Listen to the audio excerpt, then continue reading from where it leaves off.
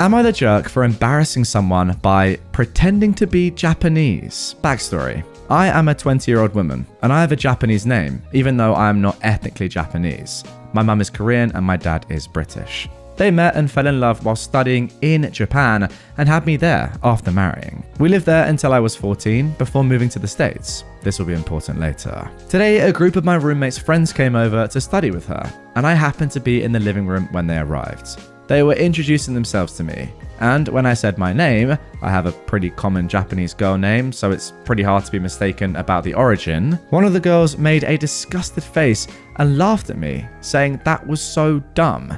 She said that she was Japanese American and I was culturally appropriating her country as a white person. I tried to explain that I lived in Japan for a while, and that was why. But she kept insisting I was lying and that if I was telling the truth, I'd be able to speak the language.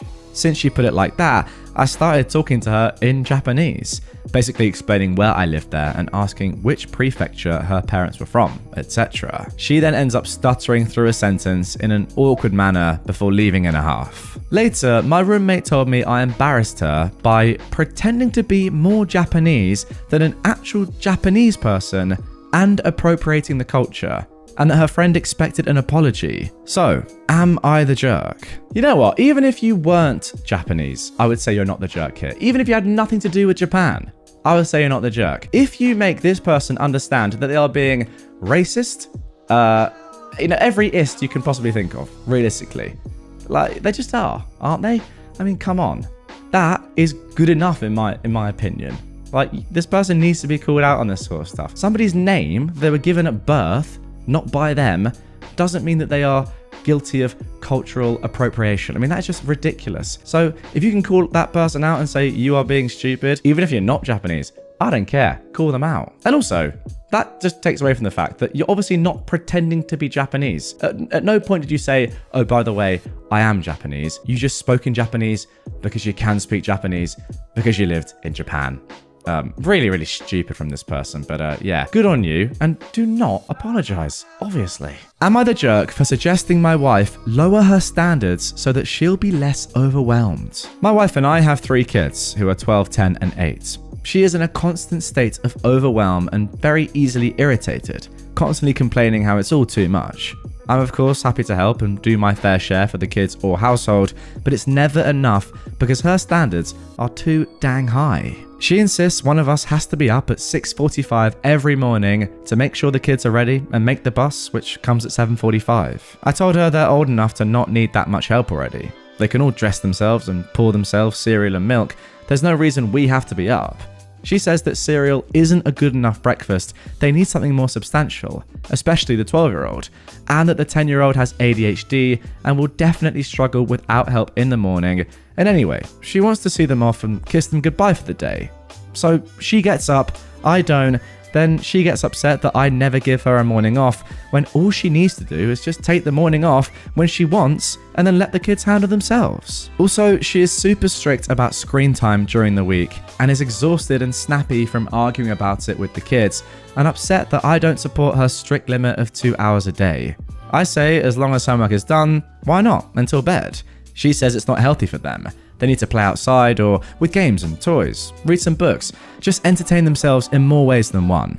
I agree they should enjoy other things, but I don't see why we have to make such a rigid limit. She also likes to get out on weekends and do stuff like zoos, museums, etc. But then she complains about the planning for the outing and how grouchy the youngest gets by the end of it. And again, I say let's just chill at home and voila, you've cut the work. I'm an engaged and active parent. I'm not trying to get out of it, but I don't think I should have to help my wife dig herself out of her own self-created holes.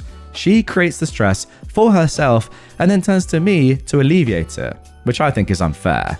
So, am I the jerk for telling her she needs to do less and then she won't need this level of help?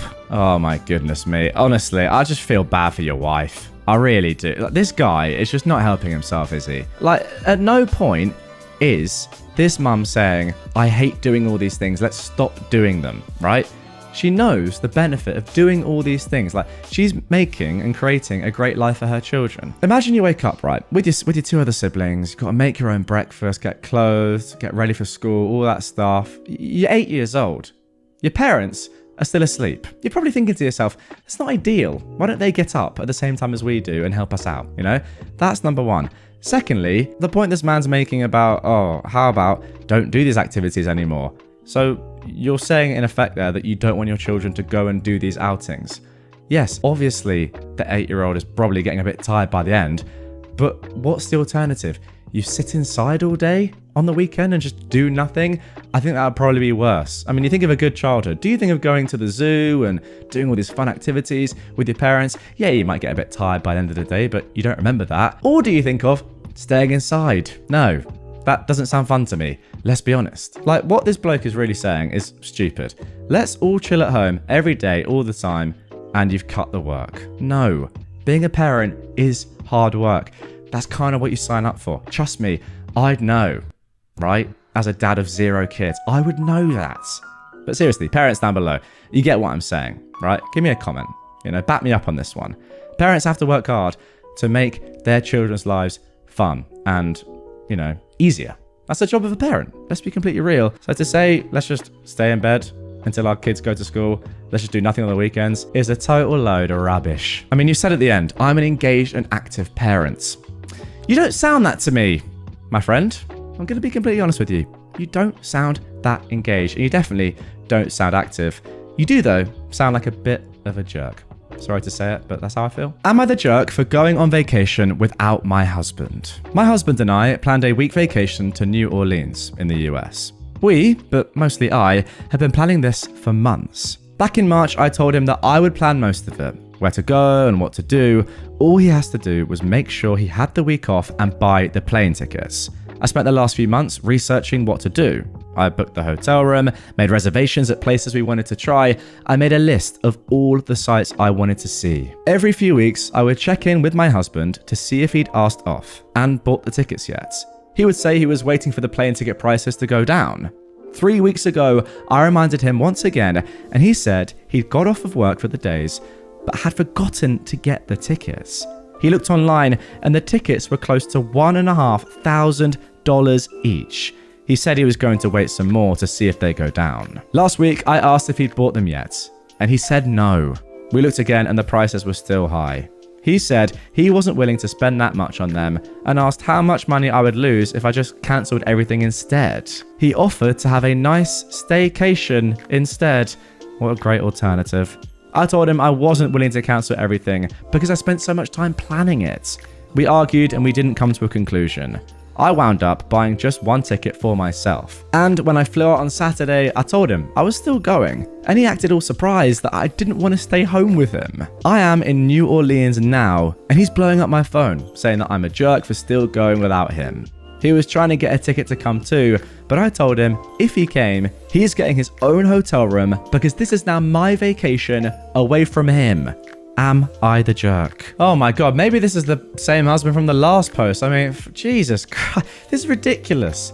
What an idiot. Like, obviously you're not the jerk. It's just what a clown. Everybody knows, by the way, that unless you get really, really lucky with some last minute prices to undesirable locations, plane tickets are pretty much always cheaper the further out from the date you are. It's just like a common fact. Yeah, I know there's times and there are deals when it's not the case, but the majority of the cases, that is the truth. So I don't really know what your husband was thinking there. Was he really after some last minute deal that was gonna save him probably like $10, $20 per ticket on what he would have got if he'd just paid for the tickets when you asked him the first time? No, he's just being lazy. That is the honest truth. And he's also not respecting the amount of time and effort that you spent into doing all the work for a probably really nice vacation. He's a clown, and absolutely enjoy the holiday on your own. Am I the jerk for telling my sister it's her fault her son is being bullied? My sister, who is 33 years old, has 2 sons, Bracken, who is 13, and Neville, who's 11. My husband and I went to a basket raffle at our local library this past weekend with my sister, Bracken, Neville, Bracken's girlfriend, and my sister's husband. This raffle is held every year and has many local businesses and organizations donate baskets to help raise funds for the library. There are all sorts of baskets, from free messages to gift cards to sports jerseys and so much more. Bracken got some tickets for all of the sports related ones. He plays baseball and has done this every year, and he's been pretty successful in the past. Bracken then went around with his girlfriend. I was hanging out with my husband, sister, and rest of the family while looking at the baskets when Bracken and his girlfriend came back to us. Shortly after this, while still looking at the baskets, we saw some sciencey baskets with projects and books for kids and adults. This type of stuff is what Neville likes. It was going fine until, in that section, they had a few baskets that were aimed at girls in science/STEM. When Neville saw the baskets, he called them stupid and started making some pretty awful comments about how girls are too dumb for science and that's why they needed special baskets. He made some more comments, like, "This is why robotics club is all boys." My husband and I just dismissed it, but we could see a few people giving us looks. And Bracken made a comment telling his brother Neville to shut his mouth. The raffle happened. Bracken won a lot, the rest of us didn't. On the car ride home, my hubby and I were asking each other where Neville could have learned that language, and we were stumped. Last night, I got a call from my sister and she seemed stressed. She was telling me about how horrible Neville's first month of middle school was. She was telling me he was being targeted and bullied. I asked her to explain what happened and she was just crying. I asked if she could give the phone to someone else. She gave it to Bracken, who told us that she wasn't telling the truth. He said that the kids were mocking Neville for what he'd said at the raffle. Bracken admitted that he had told his friends about it, who then spread it around to the 6th graders. Some of the kids in Neville's grade were calling him creepy and weird, and were doing it to his friends as well, who defended his comments. My sister quickly grabbed the phone from him after. After she calmed down, she asked me what to do. I told her that this was on her, and her fault for not correcting Neville's behaviour. She said that she didn't know why he said it, and said that she can't just take away his phone or friends, when I mentioned both as a possible source. She just doubled down and said she needed to teach Bracken and his friends not to gossip. I told her she was being ridiculous and hung up. She tried calling back, I didn't pick up, then I got angry texts. So, am I the jerk? Yeah, look, I completely agree. You're definitely not being the jerk here, and it is definitely on your sister to teach her sons to not say stuff like that, not believe stupid, archaic things like this. I mean, I think we can all agree on that. What she's saying at the end there, in saying that she needed to teach her other son and his friends not to gossip, that is absolute trash. If anything, Bracken is helping her out here. He's definitely helping Neville out. I mean, he's calling him out on his sexist remarks. That's what you want a brother to do. I don't know why you, as the mother, wouldn't be backing your son up on that one and saying to your other son, no, listen, you need to stop with this sort of stuff. Again, I'm not trying to blame the mum for saying these things to him in the first place, but it is her responsibility to make sure that she is, looking after her son. And part of that is obviously monitoring the opinions that he has, the friends that he has, what he does online, and making sure that he knows that those sort of opinions are just ridiculous. Don't have them. Oh wow, just looking at a comment here. I thought this was going to be about bullying because she named her son Bracken. I mean, it's completely irrelevant to the post entirely, but yeah, fair enough. Any Brackens out there? Get in the comments. Big respect to you and your name. Am I the jerk for shutting down a girl's attempt to diagnose me with an eating disorder? I lost my left leg when I was very young from a hospital-acquired infection. I have a prosthetic leg which I use for walking and another one for running and exercise. When I was on my parents' health insurance growing up, I got refitted regularly as I grew up. Now I'm too old to be on my parents' insurance, and while my company's insurance is considered very good, getting a new leg or getting adjustments for body weight changes is still expensive. I expect to be paying a fortune if I get pregnant. So I try my best to stay the same weight, and if I gain some weight, I can immediately feel it becoming less comfortable to walk. Anyway, a friend's girlfriend and I were talking, and she began remarking on how I'm not eating much. We were out to dinner, and I was just having a soup and salad, and everyone else was having baby back ribs. I stolen a few off my boyfriend's plate, but generally I was trying to eat light. I said I was trying to lose a few pounds, and she immediately assured me that I was beautiful the way I was, and I didn't need to lose weight. I told her, I know, but losing weight helps me with my mobility. She then began diagnosing me with an eating disorder, saying I must have a delusion, I was very heavy and having issues walking. I was fuming. She sounded super condescending, and I blurted out that she had no business talking down to me about my weight, even if it was to tell me not to change it. The other people overheard, and the girlfriend got really embarrassed and left with my friend soon after. Now, my boyfriend thinks that I should have explained why I need to keep my weight the same, but I don't think I should have to pull out my disability to get her to shut up. With long, loose pants, it's often hard to tell that I have a prosthetic leg. I don't know if she knew, but I didn't feel like justifying why my weight needed to stay the same. But am I the jerk for shutting down her attempts to diagnose me with an eating disorder? There we go. Pretty stupid one to end, to be honest. Why is this person commenting on you? I just don't understand. You're obviously right, and again, obviously not the jerk here. You do not have to tell anybody ever about your disability or explain it to them if you don't want to. Yes, I concede that it might have helped her to understand why you were doing what you were doing, but also she has no right to even ask in the first place, or even question it in the first place, or comment on it. That is the truth. So it's completely up to you if you want to do that. It's also not up to your boyfriend to suggest that. It's up to you. It's your body at the end of the day. Now, with that being said, I do actually think if I was in this position, mate, who knows, right? This woman could have had so many questions over the years about, oh, why are you eating this? Oh, you got a prosthetic leg, etc., etc. What happened? So she's probably sick of it. She is probably sick of it. I think that personally, I would give someone the benefit of the doubt and explain it to them the first time. But that is me sort of standing here without a disability that I've had to explain to people over the years. So I don't know if that's the case. But I think if someone was genuinely asking me legitimately, oh, by the way, why are you doing that? You look in good shape. You know what's going on. How come you're doing that? Then you can actually explain to them, oh no, it's not really because I'm out of shape. I just have to stay in this shape. Otherwise I'll get extremely uncomfortable, which is abnormal, right? I think it's okay to explain once just so people understand, but I don't know, it probably does get really frustrating over the years. And the way that this person has asked it means that I probably wouldn't even want to explain it to them when they're saying, oh, you must have an eating disorder. Yeah, to be fair, at that point, I'm shutting down and I'm saying, nah, I'm not explaining anything to you. You don't deserve any sort of explanation. Am I the jerk for begging my girlfriend to uphold a sexist tradition just so she can make a good first impression? I have a big family that's incredibly close. We have big family dinners every few months where we all meet at my great-grandfather's estate and eat together. Typically how this works is that the women cook for the time they're there and the men don't, which I'm fully aware is sexist as hell. That being said, I am one of the youngest people in my family, and my protests mean literally nothing. Some of these women choose not to cook. However, this is usually met with a level of ostracizing. The women who don't cook are lives and long-term girlfriends, so they kind of already have a good family relationship doctored in. When I've seen new partners not cook, it's gone bad. Like completely ostracized, not speaking, cattiness, rudeness, etc. This dinner will be in 2 weeks, and my girlfriend was asked if she would attend. Initially, she said yes, which is great. I want for her to meet everyone and for everyone to get used to her being around. But when I explained to her the tradition, she was understandably bothered. I told her that I understood where she was coming from, however, it was best for everyone if she just played along. I told her this isn't a permanent thing, and I'm only asking her to do this so that she can avoid bad treatment from the rest of the family.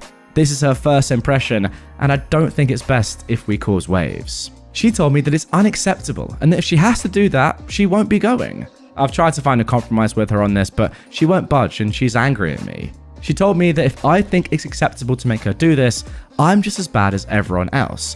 While my point is that she needs to make a good first impression. So, am I the jerk? Listen, traditions aside, this one is very, very simple in my opinion. Unfortunately, you're being the jerk here, OP. The fact that you know yourself that you're in the wrong, surely that's enough to think, hang on a second, do I really want to do this? Or is it time for me to be the first one to stand up against this very, very archaic and ultimately very backwards tradition that my family is still running with in the 21st century? I mean, that alone is embarrassing. And the fact that you don't have the balls to stand up for yourself and your girlfriend is even more embarrassing.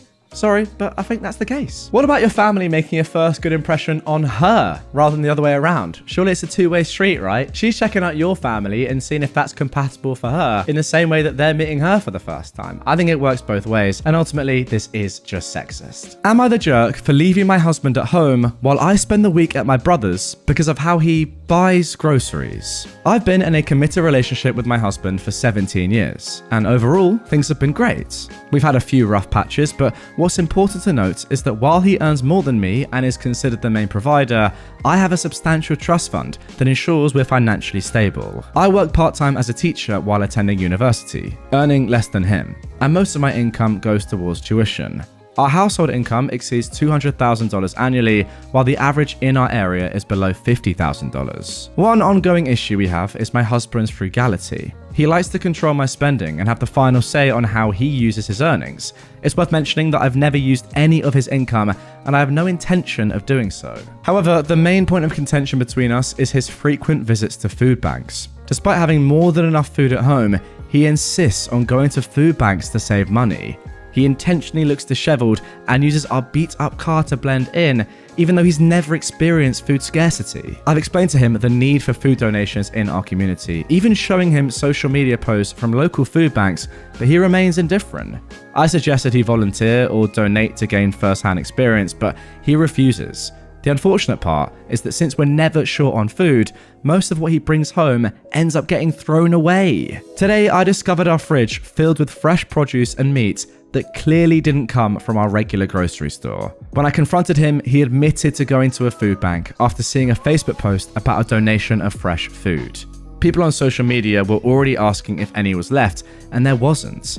I showed him these comments, but he brushed them off, claiming people should have gone earlier. Exhausted by the situation, I packed a bag and went to stay with my brother for the weekend, asking for space to think things over. My husband accuses me of overreacting, being vindictive, and threatens to go back to the food banks regardless of my feelings. His family is also messaging me, calling me a jerk, and urging me to stop interfering with his choices. I turned off my phone, but now they're bombarding my brother with messages. Thankfully, he supports my decision and ignores them. All I want is to enjoy the rest of my week without being angry at my husband. Yes, I could let this go and not scold him, but the food he takes could have gone to people who truly need it. I'm not leaving my husband, but I need a few days to gain some clarity. Am I wrong for wanting this space? Okay, this is absolutely ridiculous. I mean, it's clear. OP, you're not the jerk. The fact that your household income is $200K combined, and you say you have a trust fund as well, but you're going, well, sorry, not you, but your family, I guess, is utilizing food banks is actually disgusting. Food banks, I don't even need to go into what a food bank is or why it's there or who needs it and what using it when you don't need to. The ramifications that could have. They're just very, very obvious. Your husband is just a terrible person. I'm sorry. There's frugality, which is one thing. And I agree, sometimes you can be too frugal. Often I think that I can be myself. But there's also just downright, I don't know, ultimately stealing. And that is what your husband is doing. So yeah, on the one hand, maybe it's sometimes a good thing to be careful with money. But if you're taking food from people who can't afford it, then that's just ridiculous. Am I the jerk for posting videos of my niece and nephew misbehaving in response to my sister's complaints that I did not want them at my birthday dinner? My sister Angel claims to use hands-off parenting with my niece Sophia and nephew Parker.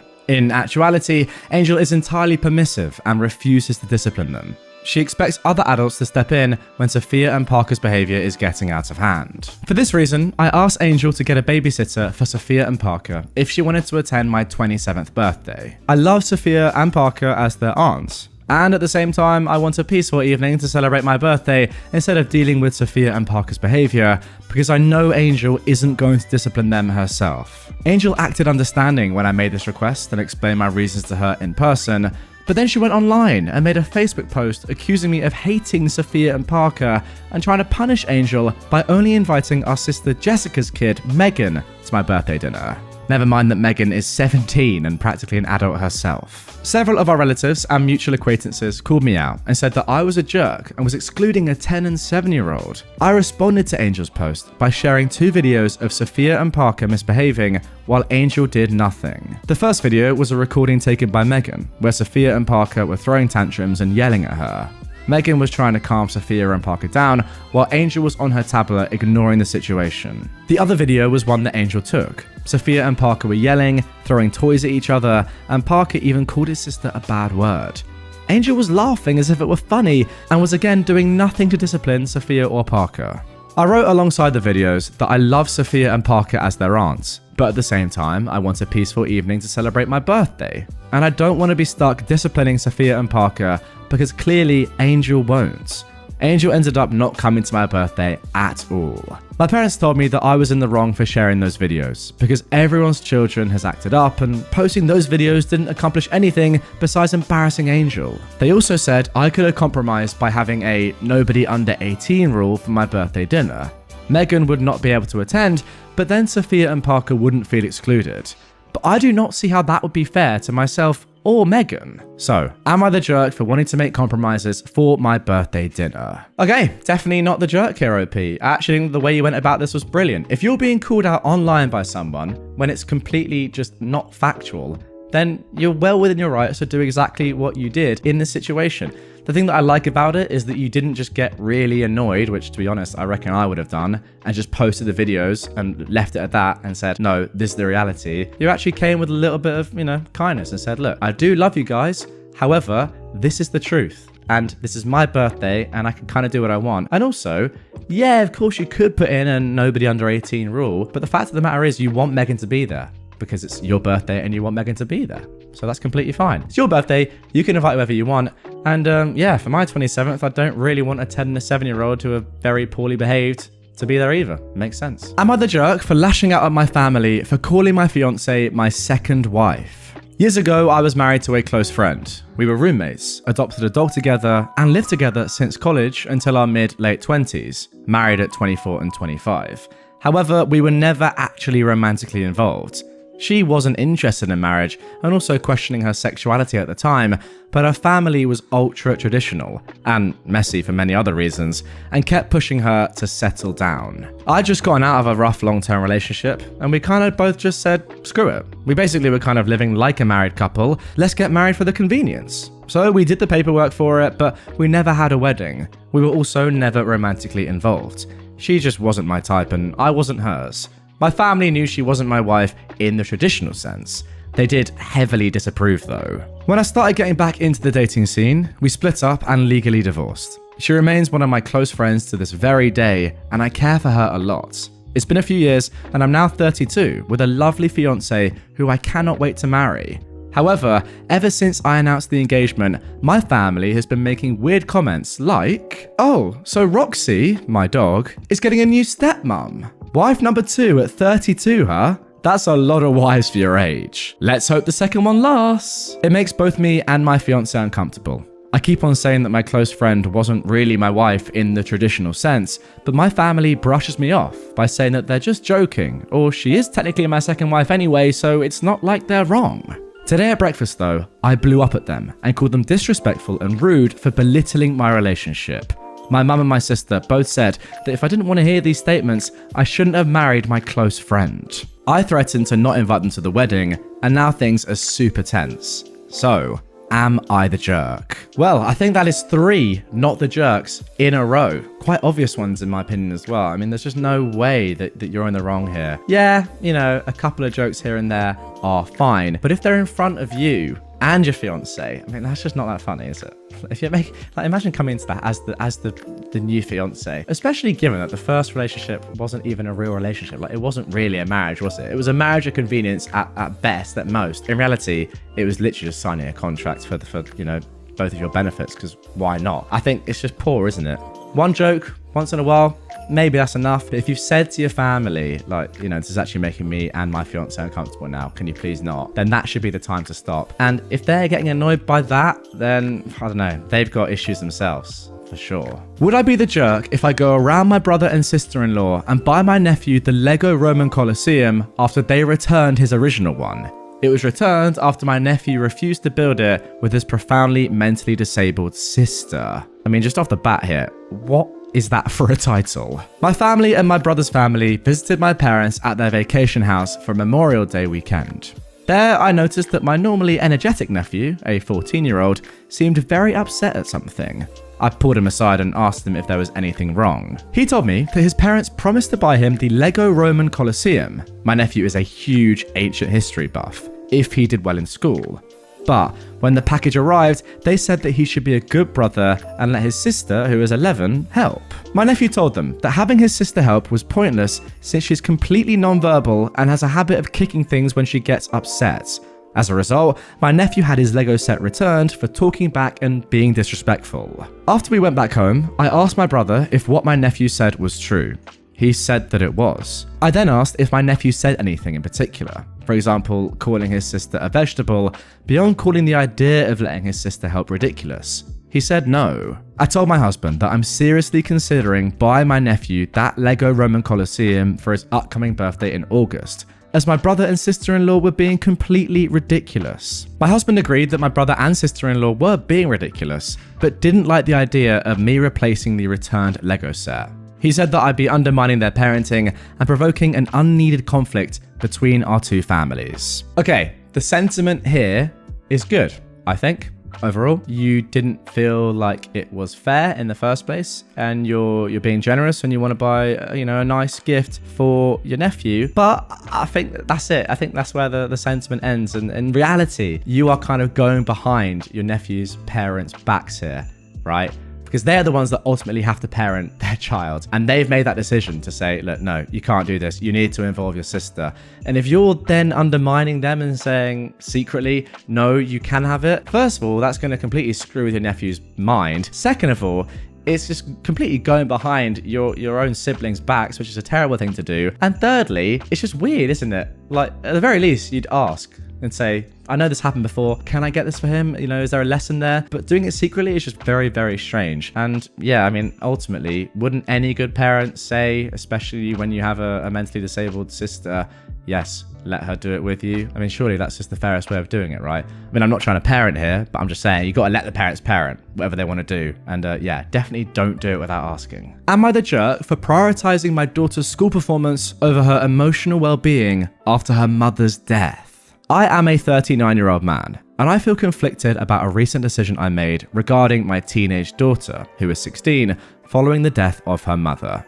I can't help but wonder if I made a huge mistake, so I'm turning to you, Reddit, to pass judgment on whether or not I am the jerk in this situation. Since my wife's passing, life has been tough for the both of us. Dealing with my own grief while trying to provide for her has been a challenge. My daughter has been extremely distraught, and I can see how much she's struggling emotionally. However, when she asked me for time off from school to process her grief, I ended up prioritizing her academic performance instead. I'll admit, I've always been a stickler for education, and my daughter is a bright student who excels in her studies, particularly maths and science, which are very important, and I wouldn't want to jeopardize that. When she approached me, I couldn't help but think about how it would impact her grades and future prospects. I was concerned that missing school would lead to a drop in her academic performance and potentially hinder her chances of getting into a good college. So instead of allowing her to take some time off, I suggested that she continue attending school and told her that I believe that maintaining a routine and focusing on her education would provide stability and keep her on track. Apparently, my daughter was devastated by my decision. She accused me of not caring about her feelings and prioritizing her school performance over her emotional well-being. She believes that I'm being callous and unfeeling, dismissing her need for time to heal. So, Reddit, am I the jerk for putting my daughter's school performance ahead of her emotional well-being, as she put it, and the death of her mother? I'm genuinely questioning if I made the right decision and would appreciate your honest opinions. Thanks for reading. And there we go, guys. I've saved the best to last. And by best, I mean by far and away the biggest jerk of this episode. What the fuck? I don't want to swear, but genuinely, how brain dead are you? I really hope this person isn't watching this video, but if you are, mate, you're just so dumb. What are you talking about? You know what's crazy as well? For those of you that aren't watching and are listening, the dad has put emotional well-being in inverted commas or whatever it's called, inverted quotes, kind of taking the mick out of his own daughter. As she put it, he put it in brackets, after the death of her mother. Maybe have a little bit of compassion. I don't know, maybe say, yeah, don't just go straight back to school if you don't feel like it, because your mum's just died. These are the facts. Now, I do get his overarching point that perhaps routine is good in a mortifying time like this. However, given the circumstances and saying that your daughter actually saying to you, look, I really need some time off here, you can't then say, no, you're going to school every single day. And also, by the way, science and math are important. Yeah, so's the fact that your mum's dead. How about that? And also, you don't seem to even care that much that your own wife's dead. I'm not going to tell you how to grieve, but you need to show a little bit of empathy for your daughter who whose mum has literally just passed away. You absolute clown. Am I the jerk for taking up 2 seats on a bus? I ride the bus because I can't afford a car, insurance, gas, etc. I'm a 19-year-old woman and I live in the US, for context. A couple of days ago, I was on a bus that wasn't that busy. Not empty, but there were multiple unused seats and no one had to stand. I'd just gone shopping and had heavy bags that were hard to carry and hardly fit in front of my legs. So I sat in one seat and placed my bags on the seat next to me, essentially taking up 2 seats on my own. Since it wasn't crowded when I got on, I didn't see an issue, and like I said, the bags were super heavy and they hurt to carry, so I wanted to set them down. The bus ride was kinda long, and as it went on, more and more people got on the bus. It eventually got pretty crowded to the point where some people had to stand up. I didn't ever move my bag or offer the seat to someone. In my experience, most people don't want to sit next to strangers anyway, and a lot of the time, people will end up standing instead of sitting in an empty seat next to someone they don't know. Also, no one said anything to me. At the last stop, ended at the bus station where pretty much everyone was getting off, someone passive-aggressively told me, "You could have moved your bag and not been inconsiderate and rude. Everyone wants to sit, not just you," or something along those lines. I didn't really respond because I didn't know what to say. The person who said that never asked me to move my stuff, and if they did, I probably would have. So I don't understand how I was being rude. They could have asked during the ride instead of insulting me after it was already done. Buses are also generally first come first serve, so I think my behavior was normal. Am I the jerk? Wow, starting off an episode with someone that is just 100% a jerk. I mean, it's not even a conversation. It's not even a debate. You don't have to be asked to do something to be kind enough to do it. The given thing when you're sitting there is literally the done thing. You'd be stupid not to. If you're using 2 seats and people are having to stand, then you give up one of the seats. It's just a fact. You can put the shopping elsewhere. You said that, you didn't have loads of space, but you make it work. You don't want to make people stand. That is awful. Also, it's not on other people to ask you if they can sit there. You should be expected to do that. It's just a nice thing to do. I do that all the time, by the way. If there's 2 seats and I've got a bag, I'll put my bag on the seat. That's completely fine. But as soon as it's getting a little bit busier and you know that people are looking for seats and people are having to stand, I mean, it shouldn't even get to that point. You move your bag, you offer the seat, obviously. I don't actually understand how someone can write this and think that that's even up for discussion. What a start to the episode. Am I the jerk for splashing women with water at the pool? I am a 31-year-old woman and swimming is my hobby and how I keep healthy. My favorite swimming pool is the local university pool. As a graduate, I have access, but they also have community hours when people from the town can pay and swim. It doesn't do lane swimming, but typically everyone knows to stay away from those doing laps. I was doing laps at the far end with the pool wall on my side, so I couldn't move even if I wanted to. I was mid-session when 2 women my age jumped right in front of me and just stood there by the wall on the shallow end. I couldn't stop in time and I pushed from the wall between them, forcing them to move aside. I was being more careful next lap, but they just kept standing there. There was plenty of space on the other side of the pool where they could stand and chat without bothering anyone, but they chose to stand right in front of me. So I continued swimming, pushing from the wall. If they refused to move, I just turned in water, making sure to make a big splash. I took a break to drink some water, and one of them started screaming at me how I got her hair all wet. I told her it's her fault and just continued swimming. She waited for me in the changing rooms and went on about how I was inconsiderate and I ruined her hair. I told her to F off. She started going off at me and started screaming, calling me a jerk and a female dog. I grabbed my stuff and went to one of the cubicles to have a shower and change. When I was leaving, they were talking to the manager. One of them was crying about her hair. I told my sister and she thinks that I was the jerk here, but I didn't think so before. But now, with my sister agreeing, I worried that I might have been. So, am I the jerk? Guys, before I give my comments here, OP has added some updates. First of all, just to add, OP was the only person when the woman came in. They had the whole pool to stand. They chose to purposefully stand in front of me without swimming at all. Second, the pool is 25 meters long and you swim lengthwise from deep to shallow end and back. They had the whole shallow end wall free except for the meter or so I was using for kicking off. I didn't take the whole shallow end. Who would do laps there, except for kids? Also, while there's no designated lap lanes, lap swimming isn't forbidden. Typically, during open swim, 75% of swimmers do lap swimming. They weren't older ladies, they are about my age, in their early 30s. And finally, I didn't leave the pool to grab water. I had water on the edge along with my other stuff for drills or my earplugs, etc. This is perfectly normal and acceptable. Okay, you're definitely not the jerk here. I have no idea what these women are doing. They've gone for a swim and then they're annoyed that their hair's got wet. Like, in a public pool.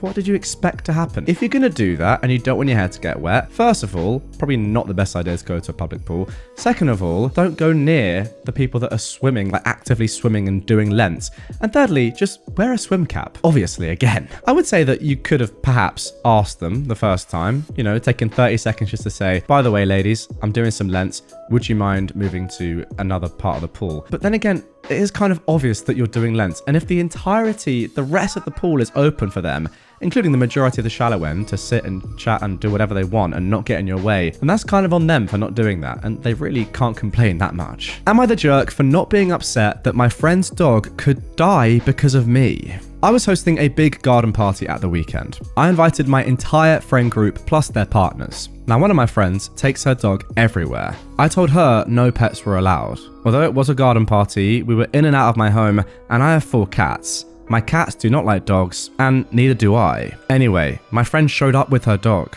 I told her that her dog was not welcome in my home or garden, and I asked her to please take her dog home or elsewhere. Now, I thought my friend left. I went inside to sort some things out. I went into my garden about 15 minutes later, and my friend was standing there in my garden talking to our friends. She doesn't live that close, so I was confused. I went to ask her how she got back so quickly. She told me she just popped in and was going since her dog isn't welcome. I asked her then where her dog is, and she shrugged her shoulders and said he was around. I went looking and found him at the bottom of the garden, eating my crops and making a mess. I was angry and told my friend to get her dog off my property. A few hours later, she called me asking me what her dog ate. I had no clue. My gardener plants and attends everything, and I told her I didn't know, but I told her he'd made a huge mess, dug things up, and clearly eaten things. She shouted at me that her dog is sick and that I need to find out what the dog ate. I told her I had no idea, but I texted my gardener to ask, but it was really her problem. I did send the text, but my gardener didn't answer. My friend then called again, wanting to know what her dog ate, but I told her I still didn't know. She told me I obviously don't care if her dog dies and called me a jerk. Now, I still don't know what her dog ate, but apparently he is very sick and might die. I feel bad, but I told her not to bring her dog on my property, so I don't feel responsible like she says I am. So, am I the jerk? Now, once again, we do have a little bit more information before I give my assessments. First of all, after being unable to reach my gardener, OP says they took pictures of everything the dog dug up, which was a lot, and sent them to her friend. But OP has no idea what the dog ate and what it just dug up, and for all I know, what it ate isn't even pictured because the whole section is a mess. This wasn't good enough for her. She wants me to tell her exactly what it ate, and I just don't know. And I don't want to spend hours trying to figure it out when I don't even know if it can be figured out. Next point, my cats are house cats. They don't go in my garden and aren't at risk of getting sick from whatever my gardener is growing. My garden is huge, and what is growing changes often, so no, I don't keep track of what is planted. And then one final update. OP actually blocked their now ex-friend after dozens of nasty calls and texts, but got an update from a mutual friend. The dog is at dog hospital. The dog's pretty sick, but it is expected to make a full recovery. I managed to contact my gardener eventually. It looks like the dog ate some potatoes or something. A lot was destroyed, so even my gardener isn't 100% sure what was eaten, but he thinks that maybe the pesticides were the problem. All the info from my gardener was passed to my ex-friend. Oh, and finally, my ex-friend has seen this post and is very angry about it. Everyone say hi to Suzanne. Suzanne, if you're watching, first of all, really hope you're enjoying the content, and especially that last story. And second of all, subscribe and follow for more, because loads more stories about jerks like you coming right up. Speaking of which, you are a jerk. I know that's tough to hear, but don't click off. I need the retention. Thanks. I'll explain to you why in a hopefully a kind, considerate way. You're stupid. Is that enough? Are you still watching? Okay, well, look, I'll be honest. You've been told specifically not to bring your dog onto private property, and you've done so. That's all I need to say. Look, from OP's perspective, maybe you could be a little bit more, I don't know, sorry that this happened. But again, I do agree with you. What are you supposed to do? Say, oh my gosh, that's so my fault that my gardener sprays pesticides on my plants in a house that I've told you not to come into with your dog. You can be sorry that the dog is sick and could have died. Obviously, it's good to hear that the dog is fine or getting better anyway and is not going to die. And I think that you were, to be fair. At not one point did you say, oh yeah, I'm happy that your dog got ill. However, to go beyond that and take the blame and be guilt and like feel guilty? Nah, I don't think so. If anything, the owner should take the blame, surely, and feel guilty. Maybe they do, and maybe they're just kind of putting that onto you, passing the buck to make themselves feel better about themselves. But yeah, nonetheless, your dog is your business, right? And if you've been told not to take it into a place and you still do, then what happens in that place, you kind of have to be responsible for. Am I the jerk for telling my wife that she needs to get over being upset with me for pulling a scare prank on our son? Last Friday night, I, a 37-year-old man, was hanging out with my daughter, who is 10, watching a movie. My wife was working late while our 9-year-old son was hanging out with his friend. At around 8 p.m, his friend's mum texted me letting me know that she was driving him home. I thanked her and then let my daughter know that her brother was on his way. She then suggested that we play a prank on him in which we jump out and scare him. I thought it would be a funny practical joke. And long story short, she and I ended up putting on scary Halloween masks, dimming the lights, and hiding behind a couch. I then texted his friend's mum and told her that his sister and I were watching a movie and to send him to the family room downstairs when he got home. He got home and came in. We heard him come in and say, "Hello?" and then come down the stairs. When he got close, we jumped out at him and shouted. Now, here is where I fully admit I messed up. I thought he'd just be startled for a second and then would laugh with us over the prank. But that's not what happened.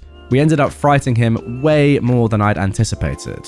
He first started running off and then ended up having a huge, trembling, crying, adrenaline dump for a long time. I felt really bad and so did his sister. His mother came home not long after and ended up sitting with him, hugging and comforting him. Naturally, she wasn't amused by my antics, which I understand because, again, I screwed up. However, she has stayed mad at me for all these days afterwards. She'll barely talk to me. I eventually got tired of it and told her that she needed to get over it. I screwed up, but I didn't mean any harm. I just really underestimated how much our prank would scare our son. I also think that our daughter is seeing how she's treating me over it and is being made to feel way too bad over her idea that was just playful, not bad-natured. But my wife just says that I should have known better and won't seem to forgive me. I get it, she's always been a complete mama bear, but it's not as if I don't love our kids too. Was my prank honestly so beyond that pale that I deserve to keep being punished over it? You know, I've got to just say it. I just think you're the jerk here, my friend. I'm sorry. I really do. I think with your kids, you have to be so careful with any sort of prank or thing like this, because ultimately, and maybe this is a bit serious, but something like this could genuinely end up scarring your kid. Like, it genuinely could. We all know how important childhood is and how things that happen in a person's childhood can really shape the way they are in future and cause a lot of issues. Can cause some great things, but can cause a lot of issues as well. I don't know. I think the reaction that your kid had to this was so major that you probably should have known it was a possibility. You know, your son's 9. I presume you know them very well. If there was ever any kind of doubt in your mind that this could have happened, which I believe you should have had that doubt, right? Given that it did, and he's your 9-year-old son, then you shouldn't have done it. And like, I get it. It was meant to be an innocent prank. It went wrong. And you know, in general, pranks recently, at least on social media, have got a lot of backlash for just not being at all funny. But I still think personally, there's place in the world for just casual pranks that aren't malicious. Like this maybe could have been, but I don't know. It just went way too far, and I have to agree with your wife. You probably should have known better. And yeah, she's going to be angry with you for a while. You're going to have to take that. Don't worry though. It's not going to change everything long term. You'll be fine. Just, yeah, I definitely don't think that she is in the wrong for still being upset over you literally traumatizing your own son. Am I the jerk for not trying harder to let my ex know our son passed? Both myself, a woman, and my partner, a man, were 28 when I found out I was pregnant. Together 4 years. Personally, I didn't want the child. My work was offering potential advances within my position, and I was excited for it. But after a lot of talking, we decided to go forward with it. When I was around 20 weeks, just after finding out the gender, he disappeared. I couldn't contact him, he wouldn't answer the phone or messages. I got worried and messaged his mother and found out he was living back with her and was overwhelmed with the situation. He kept paying his part of the bills over to my bank account each month, but I received no contact. I even tried going over, but nothing. By about 27 weeks, I gave up trying. I gave up crying, and I just got on with what I thought was a future as a single mother. I brought everything needed over the next couple of weeks, and I set it all up. At 31 weeks, I started having pains, but I put it down to Braxton Hicks. Just before 32 weeks, my waters went and I went into labor, with the baby coming very quickly. He went straight to NICU. I messaged and rang my ex and his mother, but no response. Less than a week later, my son passed due to complications of early birth. I again tried to contact my ex and his mother. I left voicemails and messages, but nothing. The next few weeks were a blur, but with the help of my mother and father, his funeral was arranged. They tried to contact my ex and his mother also, but still nothing. I sent more messages, nothing. I'm assuming we were all probably blocked, but honestly at that point I didn't care. I was so broken. His funeral came and went. It was beautiful and horrible. I stopped messaging and I told my family not to bother after the funeral had passed. I couldn't deal with it anymore. Now, about 5 months after his birth/death, my ex turned up. He let himself in. I wasn't at home, but when I got back, he was instantly hostile. The flat was clearly not set up for, nor accommodating a small child. He demanded to see his son. I broke down and told him what happened. I've never seen him so sad and angry. He stormed out, slamming the door on his way. Within half an hour, I got a nasty call from his mother, followed by messages from siblings and other family. How dare I not let them know something so serious? How could I hide something like that out of petty spite? I truly didn't. I tried, but I couldn't keep trying. It's been nearly 3 weeks now of them being awful.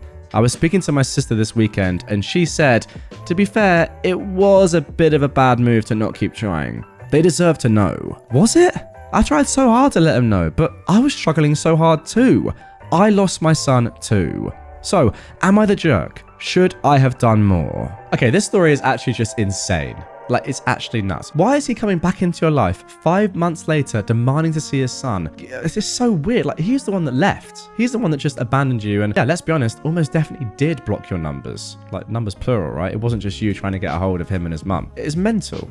Like, surely you know, right? Like, does he just not care? But then why is he making a show and dance and coming back into your life? And also, change your locks, please. Why does your ex still have a key? I know he was your son's dad, or your kid's dad, but still, like, he should not have a key to your house after you've broken up and been broken up for a long time. And given it was in this nature, the way that you broke up, him just dipping out. No, it's definitely not your fault. And also, you tried so hard in the first place and for an extended period of time. Ultimately, asking you to continue to try hard after all that time, it's just really tough on you, because every time you're trying to get in contact with your ex and his mum, it's just, bringing up those same emotions of the fact that your child passed away. Who would do that? To be honest, I'm impressed that you did it for as long as you did. And yeah, no way are you the jerk here. And now for our final post of this episode. Am I the jerk for ignoring my soon-to-be stepmom when she kept calling me by the wrong name? I am a 16-year-old girl, and my name is Andy. Just Andy. My mum's dad passed away just a few days before she found out she was pregnant. My mum was very close with her dad, and his name was Andrew. He also went by Andy. By the way, for those of you not watching, it's Andy with an I on the end instead of the normal Y. The technical female version of Andrew is Andrea, but neither my mum nor dad liked the name. But my mum wanted to honor her dad in some way, so I got named Andy. Now, I love my name. I think it fits me. My parents got divorced when I was 8, and I live with my mum most of the time, but visit my dad every other weekend, as well as holidays. 3 years ago, my dad started dating his now fiancée, Kate. Now, Kate, for some reason, when we met, assumed my name was Andrea. I explained to her it was just Andy, but she kept calling me Andrea. I ended up telling my mum about it, and she told me just to ignore Kate until she calls me Andy. Well, this past weekend, I was at my dad's, and we were visiting some of Kate's family. She kept calling over for Andrea, and of course, I ignored her. She got mad and said, "Why am I ignoring her?" And I said, "Because that's not my name, and you know this." Her dad and brother basically laughed, saying they thought I just went by Andy as a nickname. And I said, "No, it is just Andy." They then asked Kate why she's been calling me Andrea then. Well, Kate later got mad, calling me a brat for embarrassing her. She went on to say I knew who she was talking about and that I should have just gone with it. But I was being a jerk. I honestly kind of feel like in that instance, I should have just answered to Andrea, but I don't know. Was I the jerk here? And there we go. I've left the dumbest one till the end. Obviously, OP, you're not the jerk. How hard is it to get someone's name right? Ultimately, this person knows what they're doing. It's a fact. Kate knows. Kate just knows. It's not that hard to get someone's name right. Fine, you're allowed 1 or 2 errors at the start, but then it's on you to make that change. And if you don't do it, you're just being pretty horrible, to be honest. rude and just very ignorant. Andy is a very normal name. I mean, who cares if it's normally a guy's name or not? Like, any name, it's not that hard to learn, is it? And yeah, you're just being rude by not calling her actual name, OP that is. And then also, like, having that reaction is mental. Obviously, I'm going to ignore you. You're not calling me by my name. Imagine if someone just called you something that just wasn't your name and you were expected to respond to that. No, I'm just not going to do that. Makes complete sense. OP, you're not the jerk, of course. Am I the jerk for not telling my girlfriend that my parents are gay? I am a 25-year-old man, and I have two parents. My birth dad, John, who's 48, and my other dad, Dwayne, who's 45. I call my birth dad, John, Dad, and I call my other dad, Dwayne, Pops. My birth dad, John, was married to my mum for a few years. Then she left my dad, and yeah, they ended up divorcing, and now she's somewhere in California. I don't know where or what she's doing. I haven't talked to her in ages. So Dad and Pops, I'm super close with. They are the best parents any child could ask for. I love both of them and they've always been with me. My dad introduced me to Pops when I was a little boy and they told me they were in a relationship. And I was all for it because I saw my dad become lonely and sad when he was single. So seeing the fact that my dad loves someone and has a life partner made me super happy. Pops and Dad got married and we've been living an amazing life. I'm probably more close to Pops than my own dad due to the fact that Pops is really cool and laid back.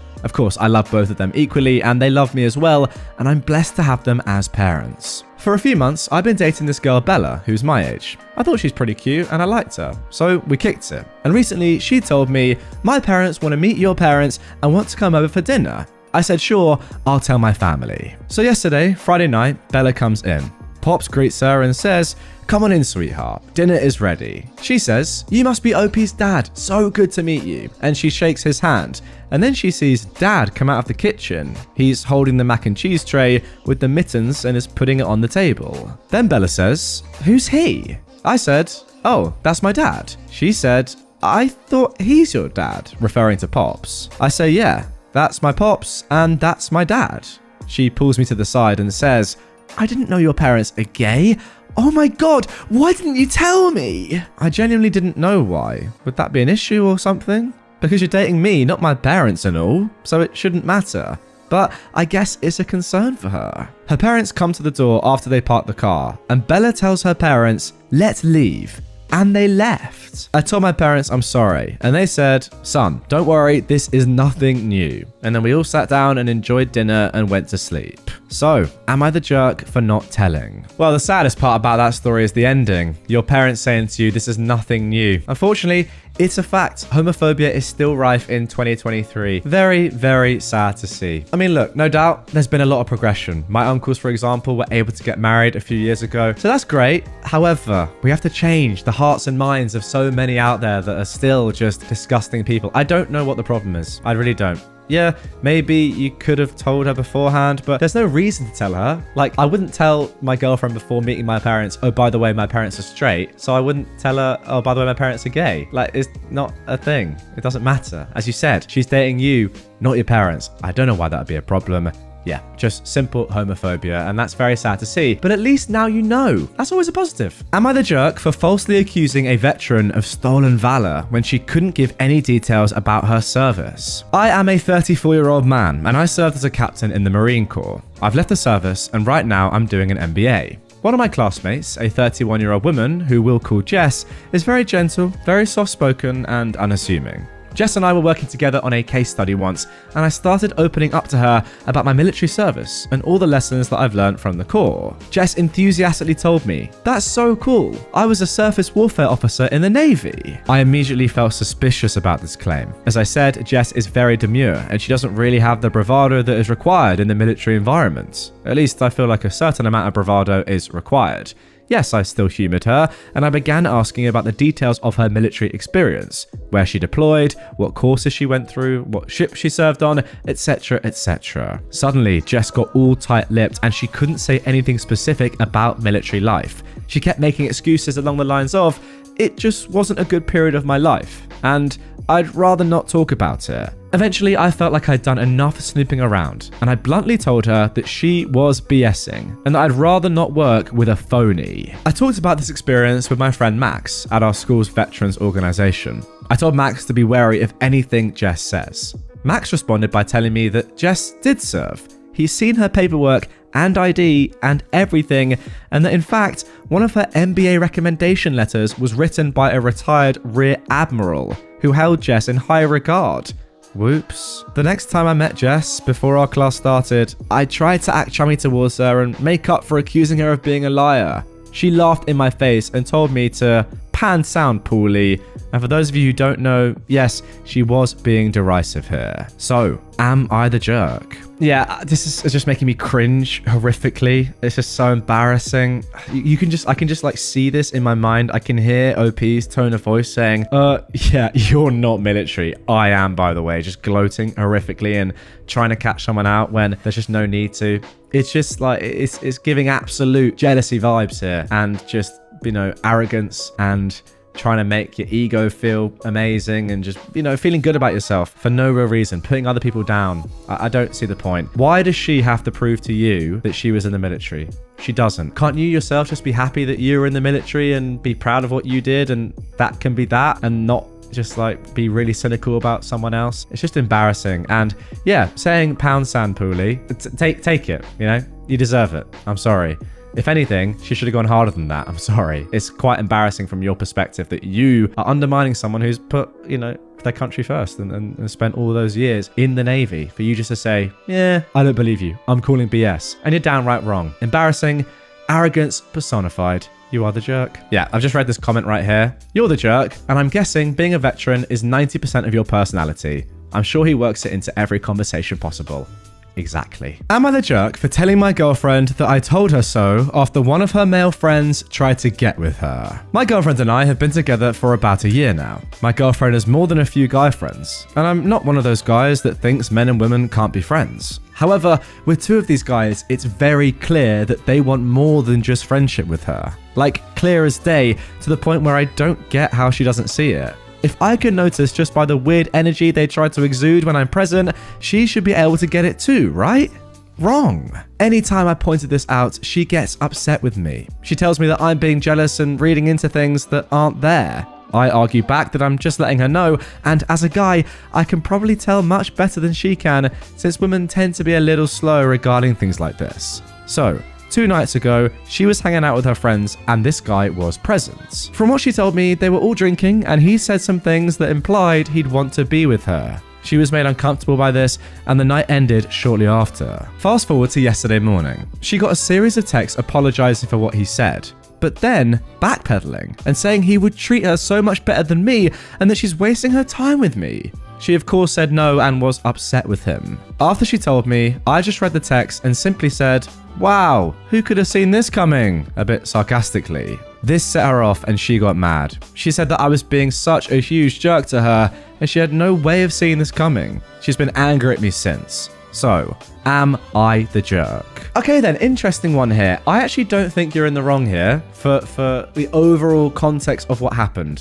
What you said did happen and you saw it coming a mile away, and yeah, you were right. So I don't think you're necessarily the full jerk. What I will say is that the way you went about this was very jerk-like. I mean, first of all, saying that women are a little slow on things like this is just sexist, not gonna lie. And then gloating in her face, your girlfriend's face after the fact, when she has clearly been in an uncomfortable position and actually didn't see this going on. It's not the right thing to do. Surely you be supportive there and you say, yes, of course you saw this coming, but you're still gonna be there for your girlfriend and at least, be nice, not just say, oh yeah, what a shock. Like, who's that going to help? It's funny because Redditors have said on Reddit here that you definitely are the jerk. And I don't completely agree, because I think if you're in that position yourself, it can also be uncomfortable. And sometimes it's nice to be justified with your opinion by things like this happening. But I would say that there's no need to get all cocky about it. You're still in a relationship with this woman. You don't want to be a jerk to her. Am I the jerk for labeling all the bottles in the house because my adult children are idiots? I have 2 of my children living with me.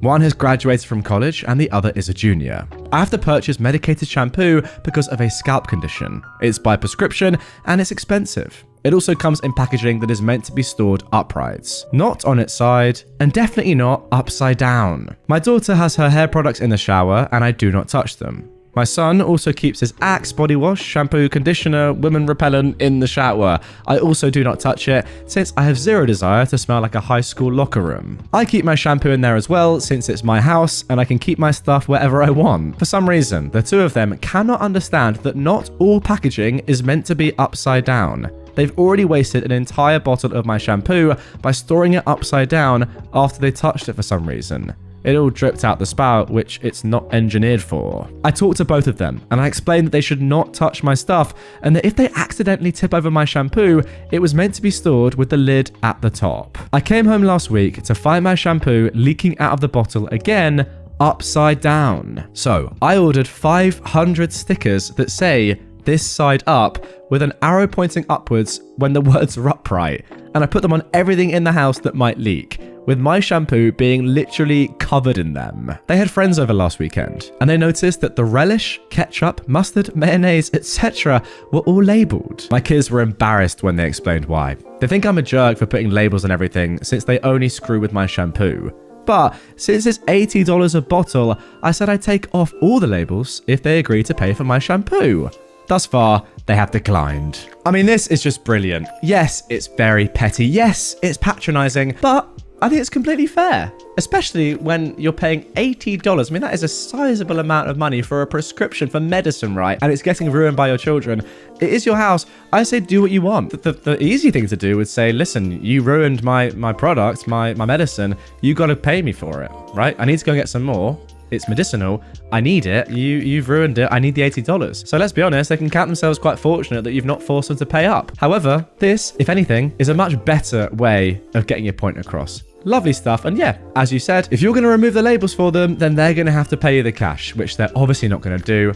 So I love it. Am I the jerk for manspreading on a plane? A few months ago, I, a 26-year-old man, was alone on a long flight, roughly 6 hours. I had a middle seat between a young woman in her 20s in the window seat and another woman in her 30s on the aisle. Now, I'm tall and I'm never comfortable on planes. My knees always dig into the seat in front and it can be quite painful. I usually try to take a walk around the airport before flights to stretch my legs, but I neglected to this time. It was Spirit Airlines, so even less legroom than usual. About half an hour after takeoff, I found my left knee inching to the side for the sweet relief of open space, specifically the no man's land in between seats, level with the shared armrest. But I wasn't paying attention to my knee the entire time. I'll concede it's possible that at some point I was occupying space that rightfully belonged to my window seat neighbour. All was well for roughly 2 hours. But at this point, the woman in the window seat called over the flight attendant. She asked her something like, "Could you tell him to keep his frickin' leg in his own frickin' seat?" With horror, I understood that she was talking about me. I instantly retracted my leg in deep shame. She added something about his enormous pee-pee. My understanding was that it was meant to be a snide reference to the idea that spreading your legs is about male genital comfort. But she wasn't speaking very clearly, and the flight attendant didn't seem to understand her. The flight attendant asked her some sort of clarifying question, but she didn't answer, and eventually the attendant went away. I'd been shocked into silence, but when the attendant left, I frantically began to apologize. However, she refused to speak to me. She acted like she didn't hear me. Instead, she started furiously texting on her phone. Yes, texting during a flight, I thought it was weird too. Our seat woman said she had some extra space on her side that I could use, but then promptly went to sleep. Oh well. I tried again to apologize to window seat woman, but again, she ignored me. I went from embarrassed to confused. I kept replaying it in my head, wondering why she didn't simply ask me to move my knee instead of calling over the attendant. I started sneaking peeks at her phone. My defense is that I was baffled by her behavior and wanted answers. I'll admit that I was being judgmental too. But here's why. She spent the last 3 hours of the flight watching TikToks about shaming obese people and texting someone she called Pappy. I didn't see all of it, but a significant portion was definitely about me. She wrote, "Men really do be too much sometimes," with a laughing emoji. She ignored me the whole rest of the flight, and I ignored her. I got a good but painful workout of whatever muscle it is that keeps your knees together. See, this is honestly a tough one. I don't know. Look, I actually don't know what I think about this. Realistically, this bloke shouldn't be doing this, right? I hold my hands up. If you know you're tall and you know you're going to have problem in a middle seat, it's a tough one. However, like, now that you're in that position and you're with... I mean, you can tell I'm conflicted here, right? I really don't know. If I put myself in that spot, I'm quite tall. I'm not that tall. I'm 6 foot. If I put myself in that spot, yeah, and I didn't book the middle seat, I just booked a flight. Yeah, I'm not super tall, but I can be a little bit uncomfortable in small seats. I don't want to spend extra money for something that I may not necessarily need. And I got unlucky and I'm in the middle seat and I'm with 2 women and I see that there's a little bit more space that I can get at. Am I really going to not use it? I don't know. Yeah, it's not great. I get it from a woman's perspective to have someone inching into your area, but it wasn't as if this guy was totally dominating. The middle seat is by far the worst. We all know this. You get, I think, in my opinion, less space anyway, because on the window, you have that bit of window. Your knee can go down the side of the seat in front. You don't get that in the middle. And on the aisle, you can stretch out a little bit into the aisle as well if you really want to. The middle, you just don't get that. However, I do think that this guy could have done this, could have gone about this differently. He could have asked beforehand. I don't know what he was doing by snooping on someone's phone. I mean, that is just pure wrong. I don't know though. Like, if it was such a big issue, wouldn't the flight attendant have said, yeah, we need to change this or something like that, instead of just saying, oh, it's fine, leave it? I don't know. Like, this is one where I really think that you guys need to come in the comments and let me know, because it's a tough one. It really, really is.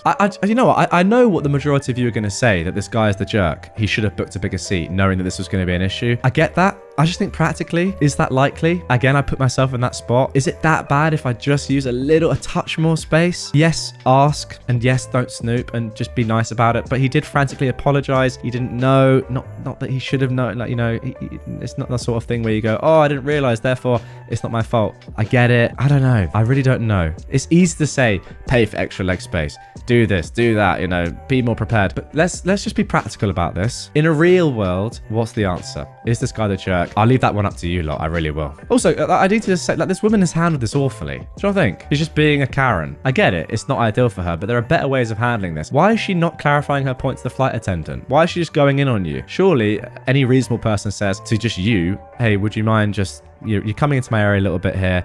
I know you're taller, I know I'm smaller, but we pay for the same amount of space. That would be completely reasonable. And then if OP doesn't do that, then you say, okay, I'm gonna have to get the flight attendant because I'm not getting my money's worth here. But she didn't do that as well, which, I don't know. It makes it a little bit more debatable for me. But yes, as I said, get in the comments. Let's carry on. Am I the jerk for refusing to take my girlfriend to nice places because she eats like a kid? My girlfriend is an incredibly picky eater. Like I said in my title, she eats like she's 10 years old. In fact, I'll give a short list of things that she refuses to eat. Unflavored water, fish, excluding fried shrimp, anything with bones, cheese other than sharp cheddar, spinach, onions, garlic, pasta without red sauce, eggs, spicy food, aioli, ketchup, potatoes other than french fries, pastries with fruit, citrus, sausage, or any non-American food. This compares to me, someone who grew up in multiple different regions of the US and lived abroad for a few years, so I'm a bit more adventurous when it comes to food. Whenever me and my girlfriend go out somewhere nice, she ends up getting the same meals, usually either a burger or chicken tenders and fries. We could be going to an authentic Nepalese restaurant and she'll get the french fries and white rice. To me, it's kind of embarrassing to go to a restaurant where there's a dress code and for her to order chicken tenders and fries. It especially bothers me that since I typically pay, I end up paying $15 for chicken tenders that I could get from the freezer section at Walmart for $5. Recently in our area, a very nice dinner place opened up and my girlfriend has been dying to go. I took a look at the place and the menu and saw that it looked nice, but the food was kind of pricey. She said she was probably going to get chicken tenders as per usual. I asked her what's the point of going then if I can toss some tenders in the air fryer for her and not spend a ridiculous amount of money on it. She asked why I had an attitude about this, and I told her that I thought it was a waste of time and money to go to a nice place to get little kids food. She interpreted this as me calling her a little kid. I clarified that I wasn't calling her a child, however, it is kind of childish for her to eat the way she does. I also said that if she's gonna order food we can make at home, there's not any point in us going anywhere. This led to an argument about me thinking I'm better than her. So, am I the jerk? Okay, I'm not gonna lie guys, I'm being tested here today. This is another really controversial one that I think is super close and it could go either way. Right, let's go through this from the beginning. First of all, is it a shame that your girlfriend is an incredibly picky eater when you are not? I would say yes. And I would also say that as someone like you who clearly enjoys their food, experiencing different cuisines, has done so throughout their lives, it's a bit of a deep question, but are you really that compatible with someone that eats chicken tenders every time you go out. I'm not entirely sure. I feel like that's quite a big thing. If you can't enjoy that with your partner, it's a shame. It's not the be all and end all, of course, but it is a shame. And I can say from my experience, one of the nicest dates that I went on was going to some weird restaurant and just trying all the weird food. I think it was Nordic food. It was all very strange, and some of it was disgusting, some of it was lovely. But the whole point was you tried it and you had a different experience together, and it was good fun, right? Not being able to do this is a shame. And I agree, it is a little bit weird that she's so keen to go to a new restaurant in the knowledge that she's going to get the same old food. However, going to a restaurant is not all about food. It's also about the experience of being with someone. And who knows, she may love seeing you eat the food and hearing your thoughts about it. And ultimately, if you are in a relationship with this woman, which you are, then the food is just one small part of it, right? She may just love spending time with you, and she knows that you love trying different food and different cuisines, and she may just want to be a part of that. I don't know. There's a little bit of a lack of information here, but that is what I am thinking. I will say that you do come across as slightly patronizing as well. I don't think it's the worst thing for someone just to be super picky. Obviously, it's not ideal. And, of course, in an ideal world, you would be able to experience these things with her. But is it the end of the world that she's going to have chicken every time?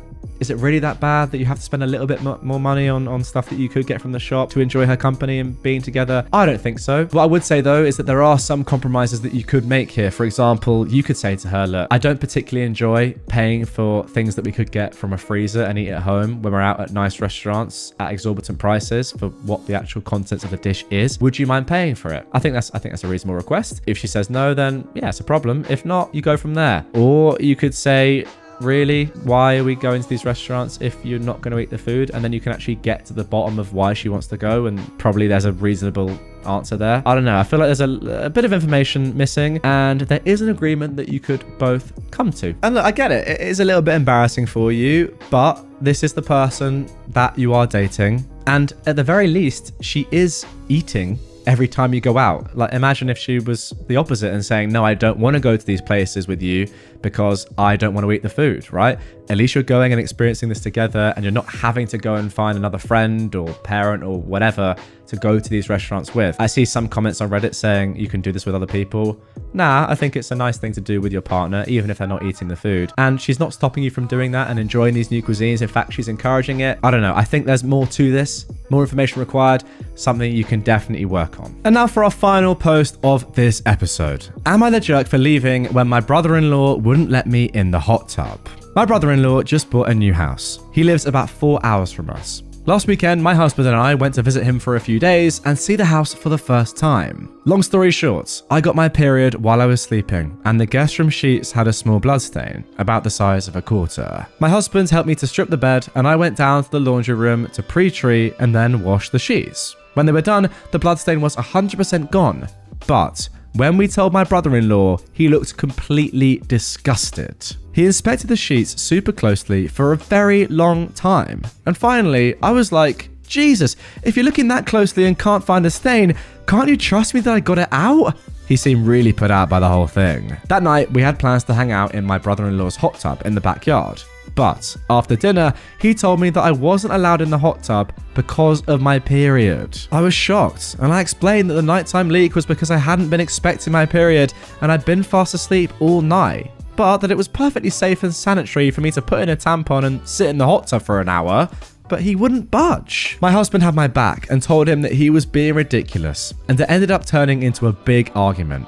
Eventually, my husband and I decided to pack our stuff and stay at a nearby hotel, and then we drove home the next morning. Now my brother-in-law is fuming at us for leaving and for not respecting his home. He also Venmo requested my husband $100 for new sheets, which he's refusing to pay. But trust that if the stain hadn't come out, we would have been happy to replace them. He told his whole side of the family, who have decided to fully stay out of it. Now, I wish they had our backs, but at least they're not piling onto us. So, are my husband and I jerks for leaving and not paying for the sheets? I mean, obviously not. What a way to end the episode, with someone that is so dumb that I want to use stronger words to describe him. How thick can you possibly be? Right, how about this, right? Think about this. The Olympics, an amazing sporting event.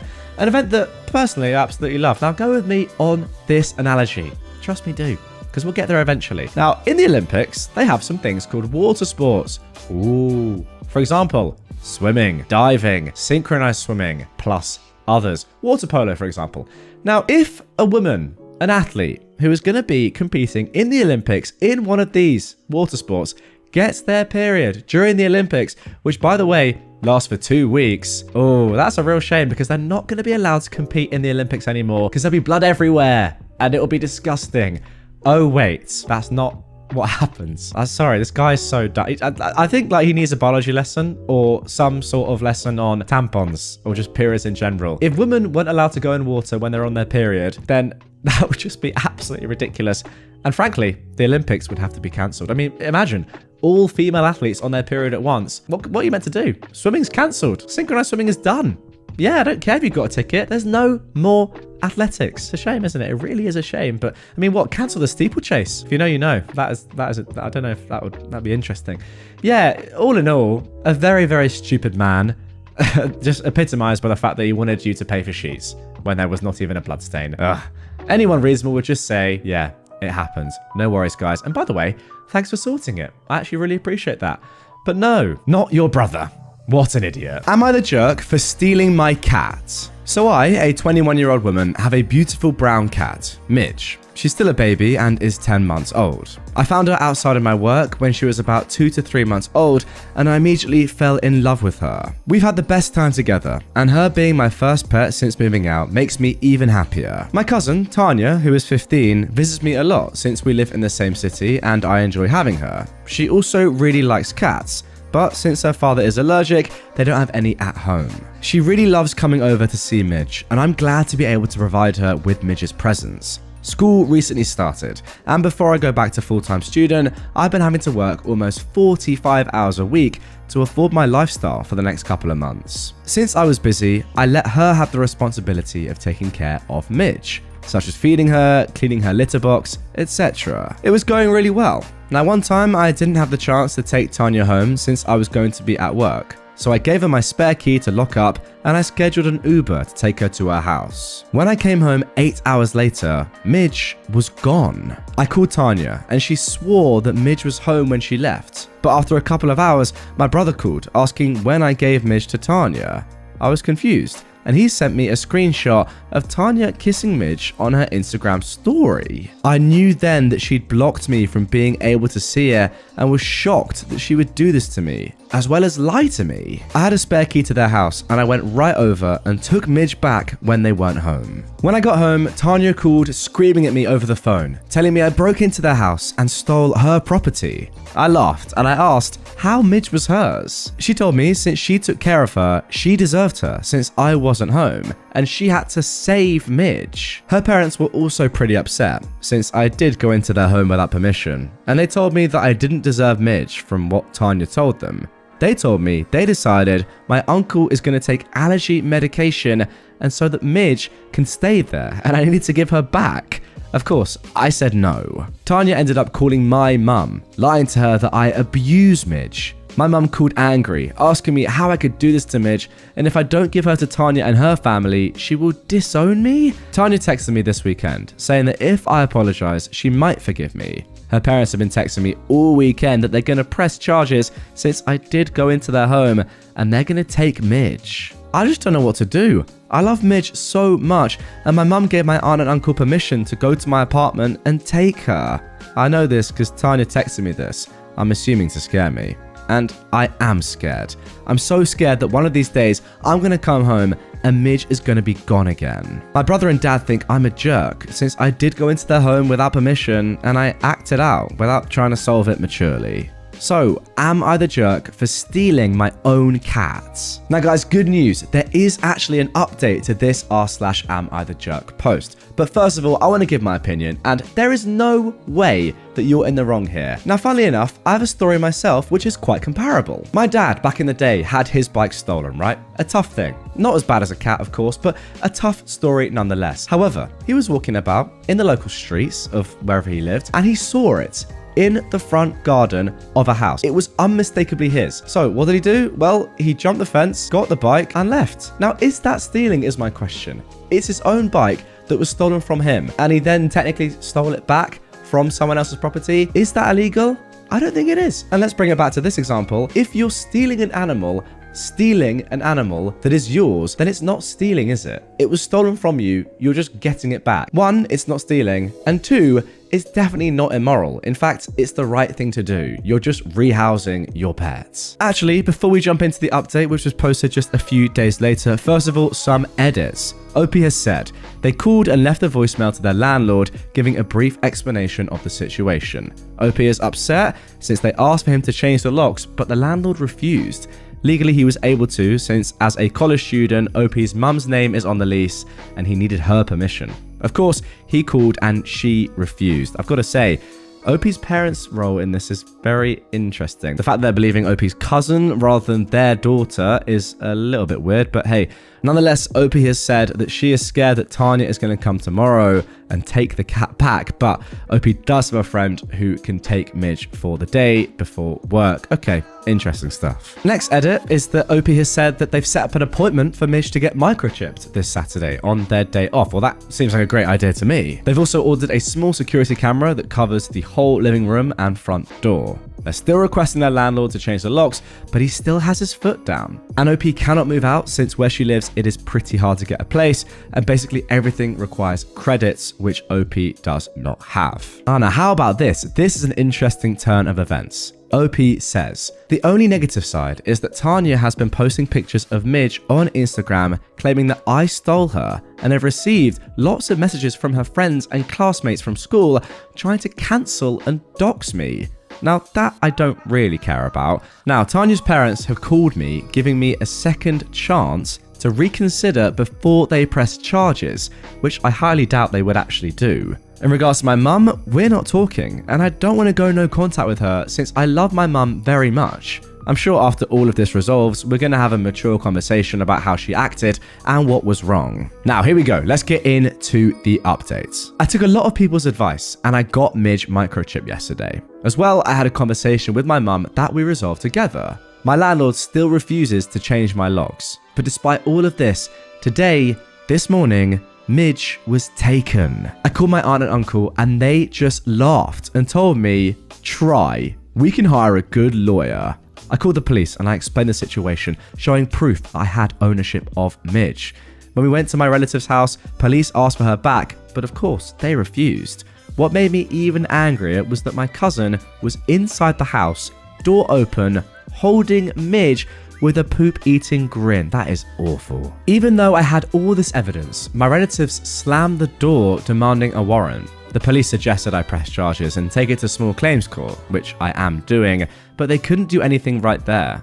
Going home without Midge was so upsetting. I had to pull over because I started crying. I contacted an attorney and my cousin keeps posting photos of Midge on her Instagram. I took the situation to the family group chat in anger, and good news at least, everyone hates them now. My grandmother wrote my uncle and his family off the will. And of course, they're calling me, threatening me with Midge, and they make sure that I go to jail for all of this. Now, I'm fairly confident in myself, but I'd be lying if I said I wasn't concerned about Midge. I just want my baby back, and I've been crying all day. Screw you, Tanya. But guys, the story doesn't end there. 5 weeks later, we got this final update. Hi everyone. I'll be honest, I forgot about this post for a bit after everything. I just want to also say thank you to those specific people, you know who you are, who reached out to me across Reddit to help with finances, as attorneys are expensive and I'm only a student. How amazing is that, by the way? That is the power of the internet. But yes, I just want to say Midge is home. Small claims court came around and my attorney was very confident and helped me out so much. She was very helpful and knew from the start that we would win. I provided the judge everything. Yes, everything you guys commented as proof that I own her. Photos of her as a baby, proof I've paid for all the vet bills since she was a baby, and proof that I had Midge chipped. My landlord also helped. Although a lot of people were upset with him and telling me to move out, he was remorseful that his decision had consequences.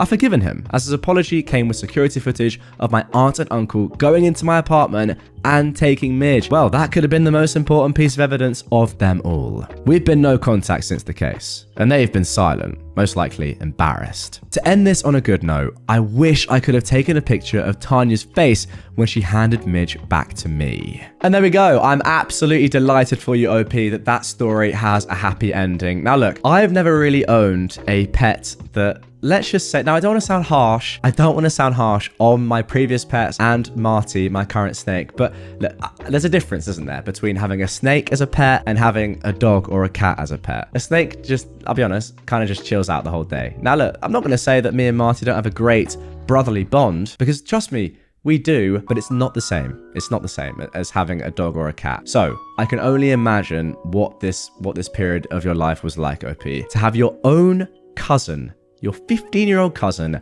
steal your cat. Yeah. Guys, you know, cat owners, dog owners, maybe you have a closer bond than I do with my pet, and I'm being harsh. I don't know, maybe I am. Marty's been in the videos before, and I don't want to put bad words on his snake skin. I really don't. But you know, you must kind of get where I'm coming from, guys. So look, if you own a dog or a cat, comment down below. How would you feel in this situation? I'm interested to hear your thoughts. And yeah, maybe I'd feel the same. I don't know.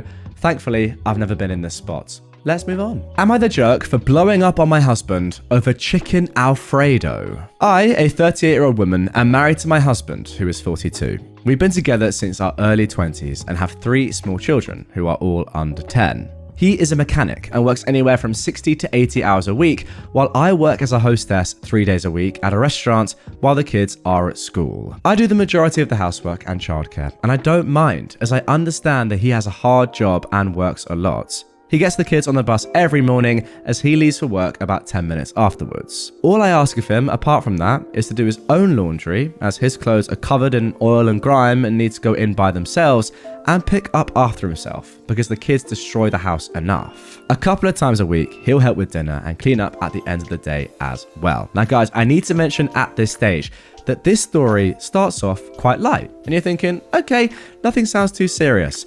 But there are a couple of updates to come down the line, and trust me, you are going to want to stick around to hear what happens at the end. It is mental. But for now, let's go back to the chillness. Over the last 2 months, my husband has completely stopped helping though. He dumps his clothes on the laundry room floor, his half of the bedroom is a mess, he leaves cans and wrappers all over the living room, and he's even stopped getting the kids up, which has upset them as they love their mornings with dad. He's also been coming home hours later than usual. I've been letting it slide as he seems very stressed out, but a few days ago he snapped at me for being a trashy wife for letting his clothes go unwashed. I reminded him that he always did his own laundry and he hadn't asked me to do it. I've been doing it, I just hadn't gotten to it yet. He just grumbled and went to go and watch TV. Now, last night I made chicken Alfredo. We have it about once a week because the kids love it and no one's ever complained. Well, he beed and moaned through the whole dinner, saying that since I'm not taking care of the house, I should at least put a good meal on the table, that I've just been letting the whole family go to trash, and that I should be ashamed of myself for treating him and his children like that.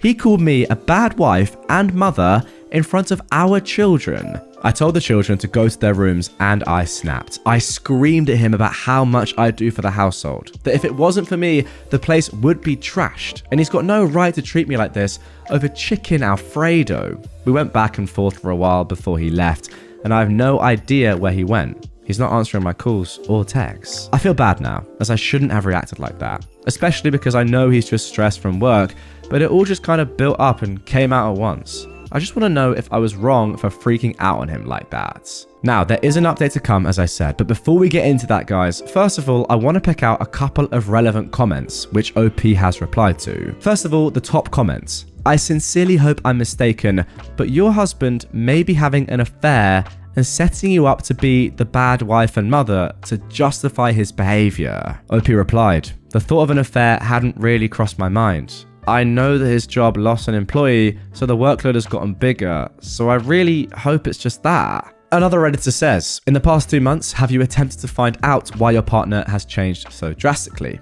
OP replies, I've asked him, but he tends to brush me off and says that he doesn't want to think about work. I do know they recently lost that employee and the workload has gotten bigger for everyone, but he's had co-workers quit in the past and never behaved like this. Someone else asks, have you looked at his paychecks recently? I guess hinting that something else could be going on.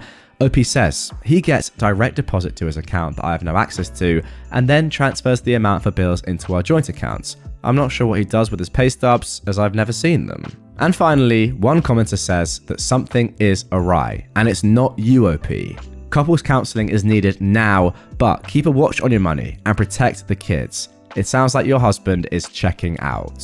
So guys, update is incoming imminently, but before we get into that, whatever platform you are on, if you have the ability to comment, I want you to get down into the comment section and type out what you think is going on here. Exactly what do you think the husband is doing? Now, I'll give you some options because it doesn't have to be that he's having an affair. There are a few things I think that could also have happened. Now, I've not read on, so I actually don't know myself at this stage. But what I'm thinking is that he could easily have also lost his job and is trying to cover that up. Now, just because he's leaving the house doesn't mean he's going to work. He could just be doing something else, or who knows, sitting in his car, just groveling, and just doesn't want to admit to you and the family that he's lost his job and the financial implications that could have on your family. That's just my thinking right now. And he's trying to cover it up in some form, but he's obviously just in a terrible mood because of that, and that may be what's going on. Guys, what do you think? Get in the comments. I want to know your thoughts. But don't cheat, yeah? Don't just comment after you've already seen this update that I'm about to give you. That would be bad practice, and I wouldn't like that. So be honest, for me. Nonetheless, here is the update. I'm excited to see what happens. I called my husband for the 100th time because he still hadn't come home, and the kids wanted to know where he was. And a woman answered. I didn't recognize her voice, and he doesn't have a sister. I asked her to put me on the phone with my husband, and she asked who I was. I said I was his wife, and she laughed into the phone and told me he was busy.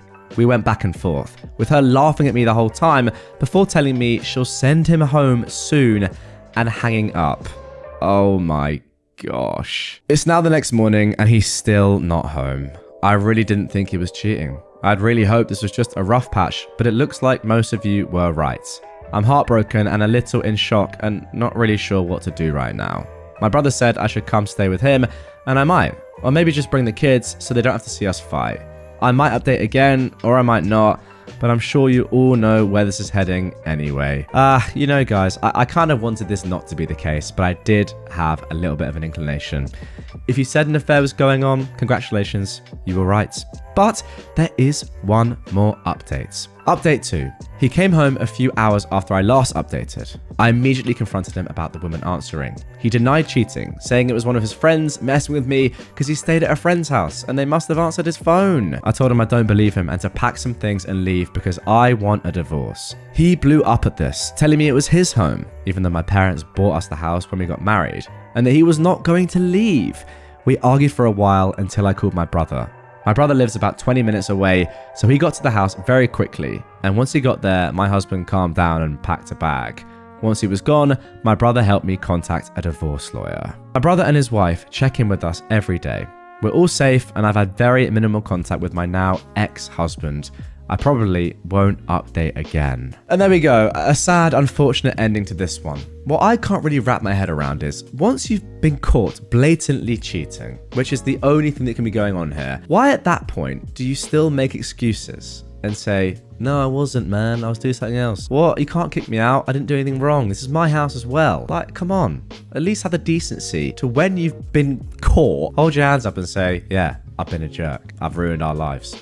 Great. But no, even in that critical moment, you're like, yeah, what? You're lying. How can you say this? Get all angry. The sort of person that would cheat and have an affair on your wife is the sort of person that wouldn't admit to it once caught.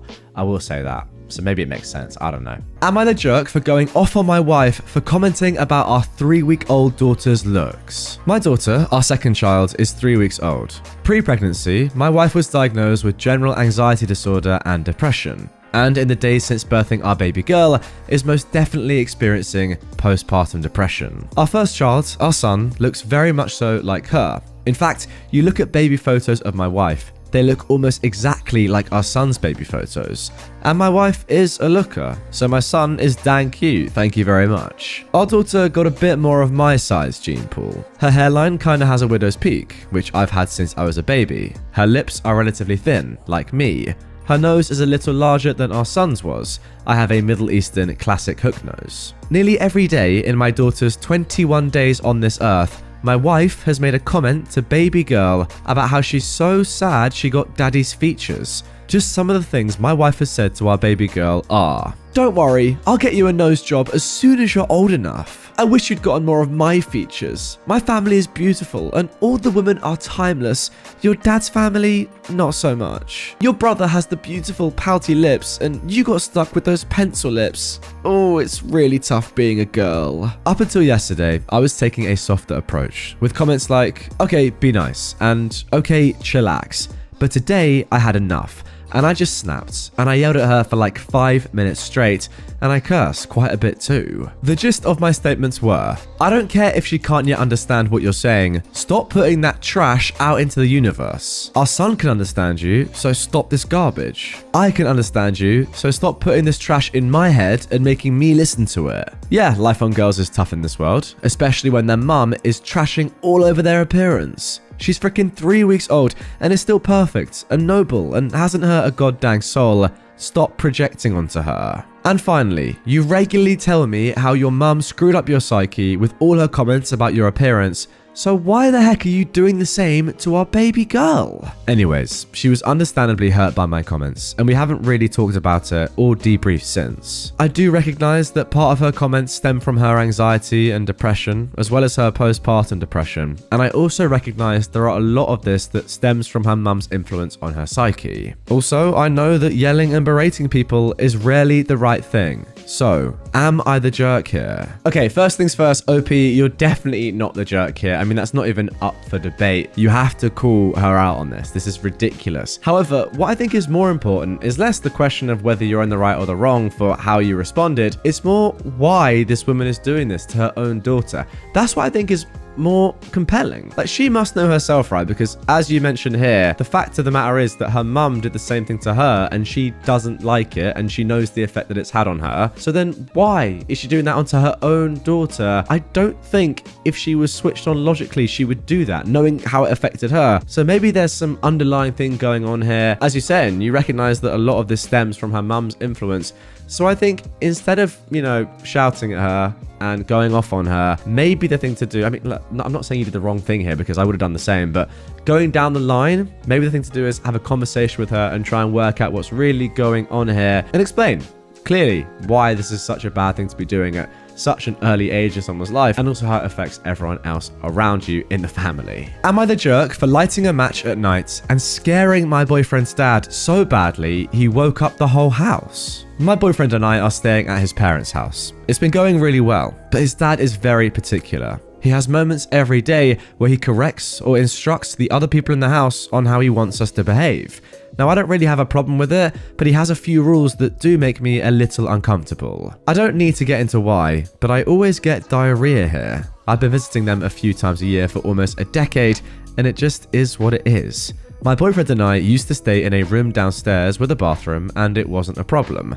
But his brother moved back home, and now we don't have our own bathroom. I don't want to advertise the fact that I have diarrhea to everyone in the house, and I'm not allowed to use the bathroom fan at night, so I usually use poo-pourri or just a drop. When we got home the last time, my boyfriend got a text from his dad asking him to ask me to stop using strong essential oils as it was making him feel sick. I was so embarrassed, and I honestly have been kind of dreading coming here again. I was talking to my mum about this, and she suggested that I bring some paper matches because that's what she used to do. I got some paper matches, and they actually worked pretty well. Tonight, I woke up from my sleep because I had diarrhea. I lit a match when I was done, ran it underwater, and folded it up into some aluminium before throwing it in the garbage. I fell back asleep and was woken up a while later by a big commotion. My boyfriend's dad smelled burning and thought the house was on fire, so he woke everyone up in a panic and searched the house to see what was burning. I didn't immediately equate a match with a house fire, and I didn't smell anything when I woke up, so I didn't bring up that I'd lit a match. It wasn't even clicking for me that the match was what he smelled until my boyfriend asked me if I smelled anything when I got up earlier to use the bathroom. Long story short, I just got chewed out by his dad for lighting matches at night or lighting matches in general as a guest in their home. And even his mum was upset because I could have started a fire and nobody would know. I apologized and everyone went back to bed. But then my boyfriend lectured me for like 15 minutes about embarrassing him and playing dumb, about not knowing what his dad smelled and not using common sense. And then he told me to go to sleep and Try not to wake everyone up again. I'm honestly fuming. My boyfriend is sleeping soundly and I'm just lying here getting madder and madder. I want to wake him up so we can leave because I feel so uncomfortable. I really don't want to face everyone in the morning. I don't feel like I did anything wrong, but I don't know if I'm thinking rationally because I'm tired and I can't fall back asleep. So what do you think? Am I the jerk? Now guys, I'll tell you what's scary. Lighting a match just sends shivers down my spine. What an absolute load of rubbish. One of the most ridiculous stories I've ever read. This family just sounds a little bit weird and controlling, and it kind of sounds like you've walked into a cult here. I'm not even joking. I'm getting cult vibes. Like they're locking you into things that you can and can't do. You can't have the bathroom fan on at night, even for a couple of seconds. Seriously? It's a bit ridiculous. What, you'd rather the rooms just stink?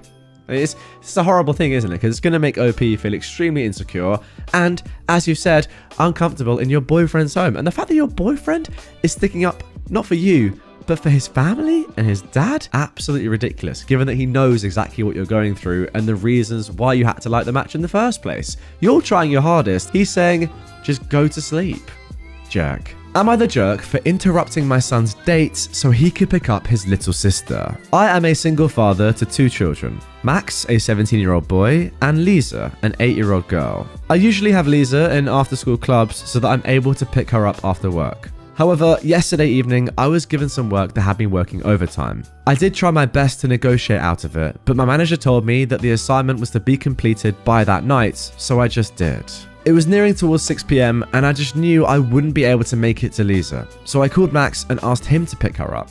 He responded by saying that he couldn't because he was on a date with his girlfriend for their 6th-month anniversary. I told him that I understood, but that I really needed him to get Lisa and that I'd make it up to him for interrupting. He just angrily turned off the phone, and I thought that while he was mad, he just decided to pick her up. But 30 minutes later, I receive a call from Lisa's school as to where I was, as the school was close to closing down and nobody was there. Luckily, one of Lisa's friend's mothers said they'd drop her off, and that was all good. However, I don't really like it when Lisa goes with that particular friend. Not because of the friend, but because of the mother. She has this habit of asking maths questions in the car that she knows Lisa is unable to answer, and then she criticizes her over it. It's all just very mean. I called Max and asked him where he was, and that he was in big trouble when he got home. He just told me that he was busy and to leave him the hell alone. He came home at around 9 p.m. I told him he was grounded and that he was not allowed to use the car for a good 3 weeks. At that, he got all mad and said that it wasn't his fault. I was failing as a parent and unable to afford someone to collect Lisa. I just want some insight on this situation. Was I being too harsh? And am I the jerk for interrupting his dates? Now, this is an interesting one because from my point of view, if I put myself in your son Max's position, there is nothing I can think of that is worse than my date with my girlfriend being interrupted by my dad. Fair enough, from Max's perspective, that is just not something that you want to have happen, and I completely understand that. However, from your point of view, the stuff that he is saying to you is absolutely mental. I'm sorry, it is. The fact that he's saying you failed as a parent because you're unable to afford to collect your daughter is crazy. And for that alone, I'm sorry, you're right, he has to be grounded. Simple as that. Less so the fact that he didn't pick your daughter up when you asked, more because of this complete disrespect. I'm going to be honest, he really should have gone and picked her up. That is the least he could do. But I wouldn't hold a grudge against him if he was really angry in doing so. And like you said, you thought he just turned the phone off and went and did it and was angry, and that was okay. However, that, and then on top of that, the stuff he said to you, no, you're definitely not the jerk. It's just a tough situation for him, but you can't react like that. That is absolutely disgraceful. Now, interestingly, OP has actually added some more info. Max and Lisa's mother. By the way, I know it's probably Liza, but I called her Lisa off the rip, so I'm going to stick with Lisa. Max and Lisa's mother is not present in their lives. And no, he doesn't like socializing with parents at Lisa's school. Fair enough. He works a lot of the time. Hasn't found time outside of the yearly parent meetings. Completely fair enough. And then also he says, OP this is the 3rd time that he's asked Max to pick up his sister in the span of a year and a half. So it's not a regular thing. And again, some people are asking why they don't have a nanny.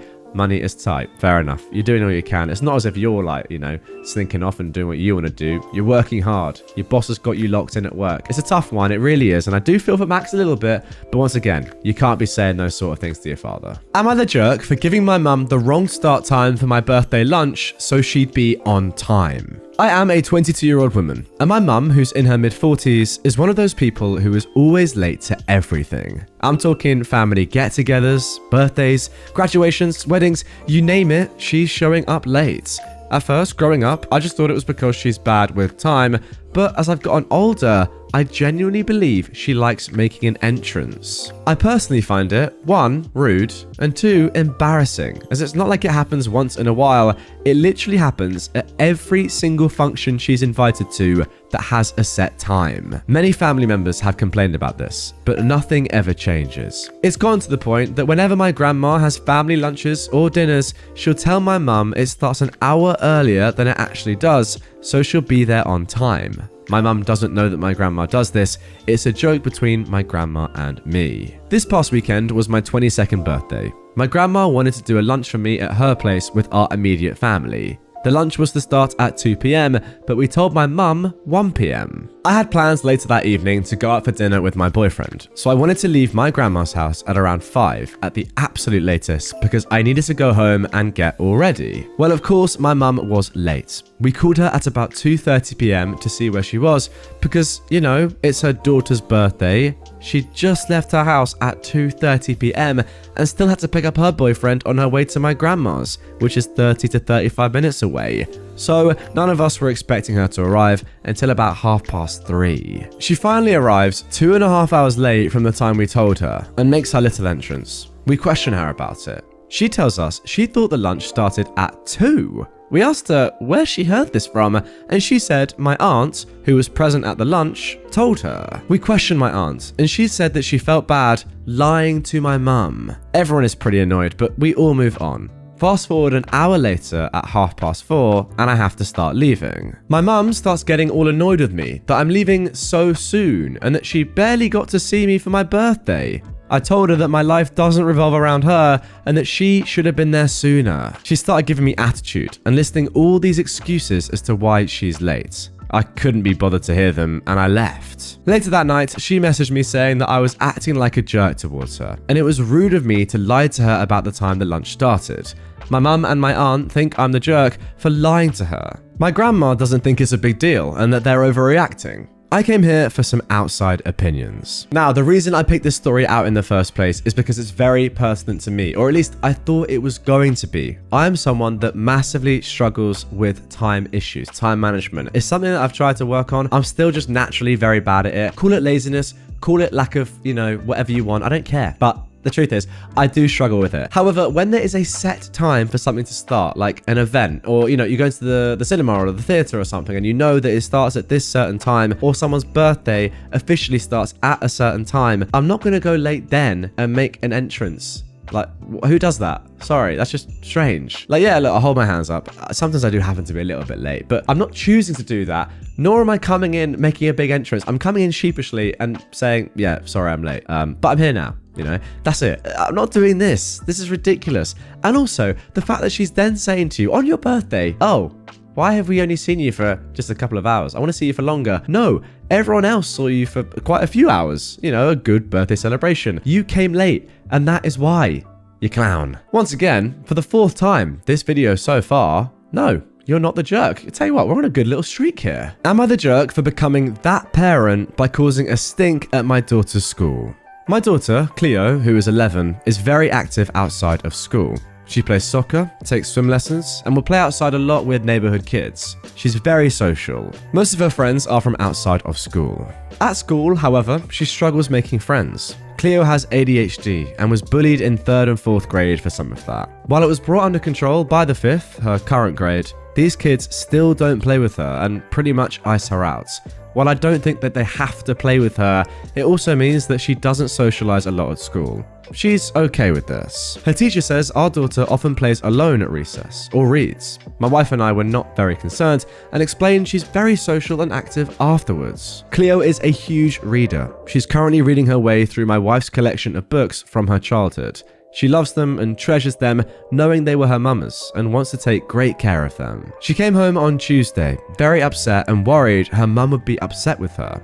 I asked why, and she said her teacher took her book away and won't give it back until tomorrow. When pressed for more information, she said she was reading at recess. Her teacher walked over, took the book, and told her to go play. My daughter begged for her book back and the teacher refused. I quickly assured Cleo that she wasn't in any trouble and even called my wife at work to have her back me up. It was quite concerning that she was so afraid, as my wife isn't one to fly off the handle. She's always gentle with Cleo. As suspected, my wife assured her she wasn't upset and that Cleo did zero wrong. The next day, I brought Cleo to school early and walked her to class. No one but the teacher was there. I told the teacher to give me the book. She obliged and tried to defend herself. I told her to save it and she had no right. There is no rule that Cleo has to do physical activity at recess, and we expressed no concern. The teacher said that she was allowed to set boundaries for her class, but I pointed out that recess was free time. It's not like Cleo is reading during math. We went back and forth, and finally I said I'd be reaching out to the principal. The issue was resolved quickly. I don't know the particulars, except the principal told me that Cleo is allowed to read at recess, and unless she is actively harming someone or reading during a non-designated time, she wouldn't have any more books confiscated. My wife and I were pleased. Cleo even more so. My cousin is a teacher at this school, just a different grade, and she says what I did is hot gossip in the teacher's lounge and that I've been marked as one of those parents. She says the teacher isn't paid enough and I should have just accepted the rule. When I pointed out we only have 2 more months left at this school, Cleo is our only and starts junior high in August, that's not a concern. My wife and I feel justified, but we're wondering if I'm a jerk. See, I think this is actually incredibly harsh that you've been labeled as one of those parents in the staff room, because we all know what one of those parents means, right? It's someone that's just pretty much a Karen, right? Someone that just complains about every little thing, thinks their child is above other children, is just an absolute angel, whatever. And they always say like, no, you need to be doing this with my child, do this with my child, give special treatment, etc., etc. We all know what that means. Now, this is the complete opposite of that. You're complaining because your child has not been allowed to read a book in their free time, something that is educational anyway. That is extremely strange, first of all. And second of all, yes, absolutely you should be allowed to complain about this. And the fact of the matter is that the issue was resolved and the principal got involved and took your side, right? They don't have to do that just because you're a parent. They could have easily said, listen, I'm sorry that you feel that way, but this is how we run the school, if you were saying something ridiculous. But the fact of the matter is, they know that what you're saying is right, and therefore it's been changed. I don't know how you've now become one of those parents. That's ridiculous. And just to make it completely clear, no, of course, you are not the jerk. I also have no idea how a teacher's pay has anything to do with her overstepping boundaries. I don't care how much money you get or how little money you get. Don't tell someone on recess to not read a book. Strange behavior. All right, let's see if we can make it through this entire episode without actually coming across a jerk. Maybe for the first time ever. Am I the jerk for asking for more money for my car? So, I, a 28-year-old man, offered to sell my RAV4 that has 100,000 miles on it in January to my brother and his wife. They have a baby and a beat-up Honda Civic, as well as a Scion with way too many miles on it. They shared they'd be car hunting this year. I offered to sell it to them for what Carvana offered, which was $14,500, and they agreed to it right away. The problem is that my wife and I still haven't picked out our replacement car. So, they check in every week or so, but we weren't ready. In the end, we decided to hold on to the car until our trip to Disney this past week. I checked Carvana again, and they'd offered me more. This time, $16,500. I texted my brother telling him that he could have it, but he would need to match Carvana's new offer. He responded saying that they're not haggling, and they've been put off buying a car for months as they thought we had an agreement, and they were just waiting on us. They called me a jerk for stringing them along for 3 months and then asking for $2,000 more. I'm just trying to do what is right by my 2 kids and one on the way. So, am I in the wrong? Well, it was all going so well and now it's all fallen off a cliff. That is a real shame. I thought for the first time ever we might have a clean sweep, but alas, this is r/AmITheJerk, and we were bound to find one eventually, and I'm sorry to say, here we did, and this one isn't really up for debate. It's pretty clear. Maybe I get it, like you're a bit annoyed that the price has changed and you would have made more money, but the fact is, you literally have said to somebody, you can have it for this price. And it's your brother as well. I mean, come on. You can't then change your mind and go back on that. And I agree, you have been stringing them along for a few months. That's on you. I think off the rip, you should have just done it quickly, or at least set a date for this transaction to actually take place and for you to transfer over the keys, because this was just a mess right from the off. And the fact that you're charging your own brother and his family that you know need this car very much. More money than you did at first. Yeah, it's very ludicrous, and I'm sorry to say that we have ended today's episode with a jerk. Unless you disagree, of course, guys. I mean, maybe you disagree on the previous 5 stories, but for me, it was all going so well. 5 OPs in the right, and then bang, hit by this absolute idiot. A little bit strong, but I think that's kind of fair. Asking for more money from your own brother for something you've already agreed on. That is disgraceful. And what else is disgraceful, you ask? Not subscribing. Would I be the jerk if I go on vacation instead of my brother's wedding? My brother, Tom, who is 36, and I, a 26-year-old woman, have never had a really solid relationship. Due to our age gap, we didn't spend much time together, and by the time I was old enough to develop a personality, he was moved out of the house. For the last 2 years, my brother and his fiancée, Sarah, have been planning their wedding, and it's coming up in September. I was asked to be a bridesmaid. I figured I was only asked as a courtesy since I'm her soon-to-be sister-in-law, but I still took it seriously. I've been a bridesmaid for the last 2 years. Just a few weeks ago, I managed to save up to buy the $800 bridesmaid dress. Overall, in the last 2 years, between group outings to parties, dinners, lunches, clothes, etc., I've spent thousands of dollars. Eventually, all the girls in the wedding and I became extremely close, and I started to get hyped for the wedding. Sarah recently got close with her brother's wife, Becky.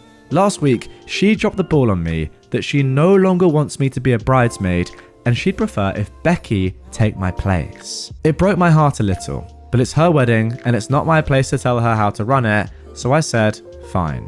Yesterday, I went to my brother's house to pick up the bridesmaid dress and was going to see if I could return it since it was within the time frame. Sarah was completely appalled and said that Becky was going to wear it since she and I are the same size. I said that would be fine, but they'd have to pay me the $800 for it. Sarah said that Becky couldn't afford it and I should just be nice and let her use it, and said that I could keep it after the wedding. I explained that I'm not just giving away the dress and I'm not ever going to use it after the wedding. After some bickering back and forth, I just ended up taking it and leaving. My brother and Sarah tried to compromise with me and say that I could be the assistant flower girl, and I felt offended at that offer. After I said no, they then said that Becky could give me $250 for it. Again, no. And I returned the dress and got a full refund. I told them I understand that it's their wedding, but they're being extremely disrespectful to me and I don't need to deal with it, and I'm not going to the wedding. Today, my co-worker says that she has an extra round-trip plane ticket to go to Miami that she'll sell to me for half price. Plus, I would have to pay for half the hotel, and I can go hang out with her in Florida. The only downside is that I'll be in Florida for the week of my brother's wedding. So, will I be the jerk if I just go party in Miami instead of going to my brother's wedding? Okay, immediate reaction here is no, you absolutely wouldn't be the jerk in this situation if you didn't go to the wedding. You've been absolutely used and abused, for want of a better term.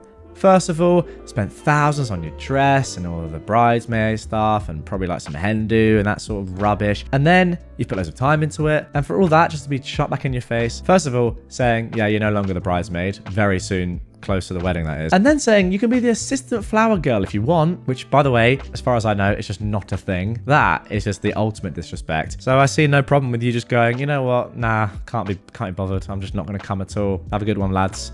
Enjoy, and I'll enjoy Miami. Now, on the other hand, you could say, be the bigger person and just accept that these two are just kind of mugging you off, but it is still your brother. And in theory, you could just still go and just be like a normal guest. But I don't know. Ultimately, I'd feel so disrespected. I'd just be like, yeah, I can't be arsed. I'm just not going. I'm going to go have a good time with someone that actually wants to be with me. Maybe that's a bit too harsh. Let me know your thoughts down below. And now for our final post. Am I the jerk for laughing at my brother's tattoo? This is a pretty cut and dry scenario. My little brother has been in a string of relationships since he was young enough to know what dating was. On several occasions, the relationships ended because he was caught cheating with another girl. These are just the ones that I know about. There could be more. In fact, his current girlfriend was the other woman from his previous relationship. He, I'll call him Danny, still lives with my parents, and I headed over on the 4th for barbecue. When he reached out for a hug, I noticed his arm was super red, and he showed me his brand new tattoo that he'd literally just got. In huge words, it said loyalty in cursive. Where I might be the jerk is that I kind of laughed as soon as I saw it, and I didn't try to hide it at all. It wasn't a dramatic laugh. He said, "What's so funny?" And I just said his tattoo was really ironic. He got angry and stormed off to his room and didn't join my parents and I and our sister for dinner. I told them what happened, and they said that I was being a jerk. And my sister said that people are allowed to change. But I personally think that he's acting like a child by locking himself in his room, and that I shouldn't be blamed for a 25-year-old storming off. No, you have to laugh at that. And if your brother cannot see the funny side of his new tattoo, then that's on him. Like, if I was in his shoes and I'd done those same things and I got that tattoo and my older brother, I'm 25 by the way, and my older brother laughed at me, I would just say, you know what, that is completely fair. Maybe I'd be a little bit annoyed by it and say, look, I'm trying to change, please don't laugh. But I could have no qualms with someone laughing at me who knows that I've cheated multiple times in the past and then have the most ironic tattoo of all time. It's just a fact. And maybe the fact that you can't see yourself in that light and don't understand why this is objectively funny that you got that tattoo is your own lack of self-awareness and the reason why you're still doing these things and cheating and probably thinking it's not bad. I don't know. Maybe it's time for Opie's brother to have a look in the mirror and think, yeah, what am I actually doing here? Is this tattoo, have I got this to try and prove to myself that I can be loyal, or am I just clutching at straws? I don't know. Nonetheless, it's a very funny tattoo to get, given your history, and yeah, OP, you're not the jerk for laughing. It's funny. Am I the jerk for saying I'll be driving myself and paying for my own room on the upcoming family vacation so I won't have to be a babysitter? I, a 23-year-old man, was repeatedly stuck playing the part of helper and babysitter on family outings. I had to move out of my parents' house because I kept being forced to help watch my 3 nephews. Last year, we took a family vacation in summer to the coast. I rode along with my parents and they paid for my hotel room. Only I had to share that room with 3 rowdy boys because my sister and her husband wanted a room to themselves. I was promised time to do my own things on the vacation, but instead I ended up having to help with these kids. I complained to everyone about it and was reminded I was there for free. And then we pretty much just did only one thing I wanted to do, which was tour an art gallery. I like doing this whenever I'm at the coast, but the kids find it boring. This year, my parents have a beach trip planned for June, and they assumed I'd be riding along the same way as last year. But I refused. I said I'd be driving myself and paying for my own hotel stay to have my own room. My parents were shocked and tried to remind me of the cost. I said it was no worry. I've got a good job and a decent running car. I can more than afford it. That's when the but started. I stated the previously listed things as why I'll be driving myself and paying for myself. I want to be able to enjoy this vacation as an adult and not be treated like a child like last year. My parents told my sister, and she called to blow up at me that I'll be ruining the vacation if I'm off doing my own thing while she has to wrangle her 3 boys. I ended up yelling at her that last year all she did was rope me into her mess. I didn't really get to do much of anything I wanted to do, and I was treated like the bad guy for wanting to just go to an art gallery. I'm a grown man. I deserve my own vacation too. Now my sister is not speaking to me, and my parents are still trying to convince me to just ride with them to keep the peace. I'm still refusing, but the pressure is getting to me. Am I the jerk for not giving in? I know they'll have a pretty hard time when they won't have another person there to help. Right, then immediately let's get into this first edit. It's been barely an hour since I posted, OP says. But my sister is apparently a Reddit lurker in the mornings and she saw my post. Not only is she furious with me, but she's also upset that no one in the comments is siding with her. To make it short, she went on a big rant about how it's so hard to be a parent to triplets, and the least I could do is help because I'm young and single and she needs a break. I stood my ground on my decision, and now she's calling our parents to get them involved. I'm expecting a call from them any minute. And then a further update from OP. Well, I'm off work now, so I can tell you guys more as to what went down. I guess you could say it's over. My sister got our parents involved, they looked at my post, and were absolutely horrified by the continuous influx of commenters. Yes, they're very angry with me that I posted here, but I told them that if they just listened to me to begin with, I'd have never needed to.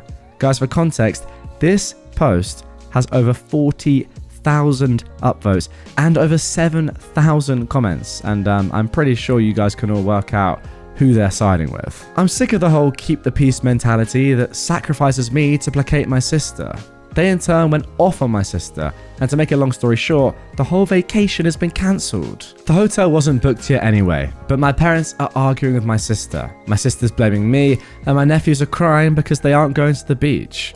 My sister called me at lunch and basically implied I have no life, which is why I have time to help. I recorded that and told our parents, and that's currently what they're fighting about. And then one final small update. I wasn't going to update again, but here's a little more. Parents said that they won't ever push babysitting of my nephews on me again, and have agreed that what happened last year was unfair to me.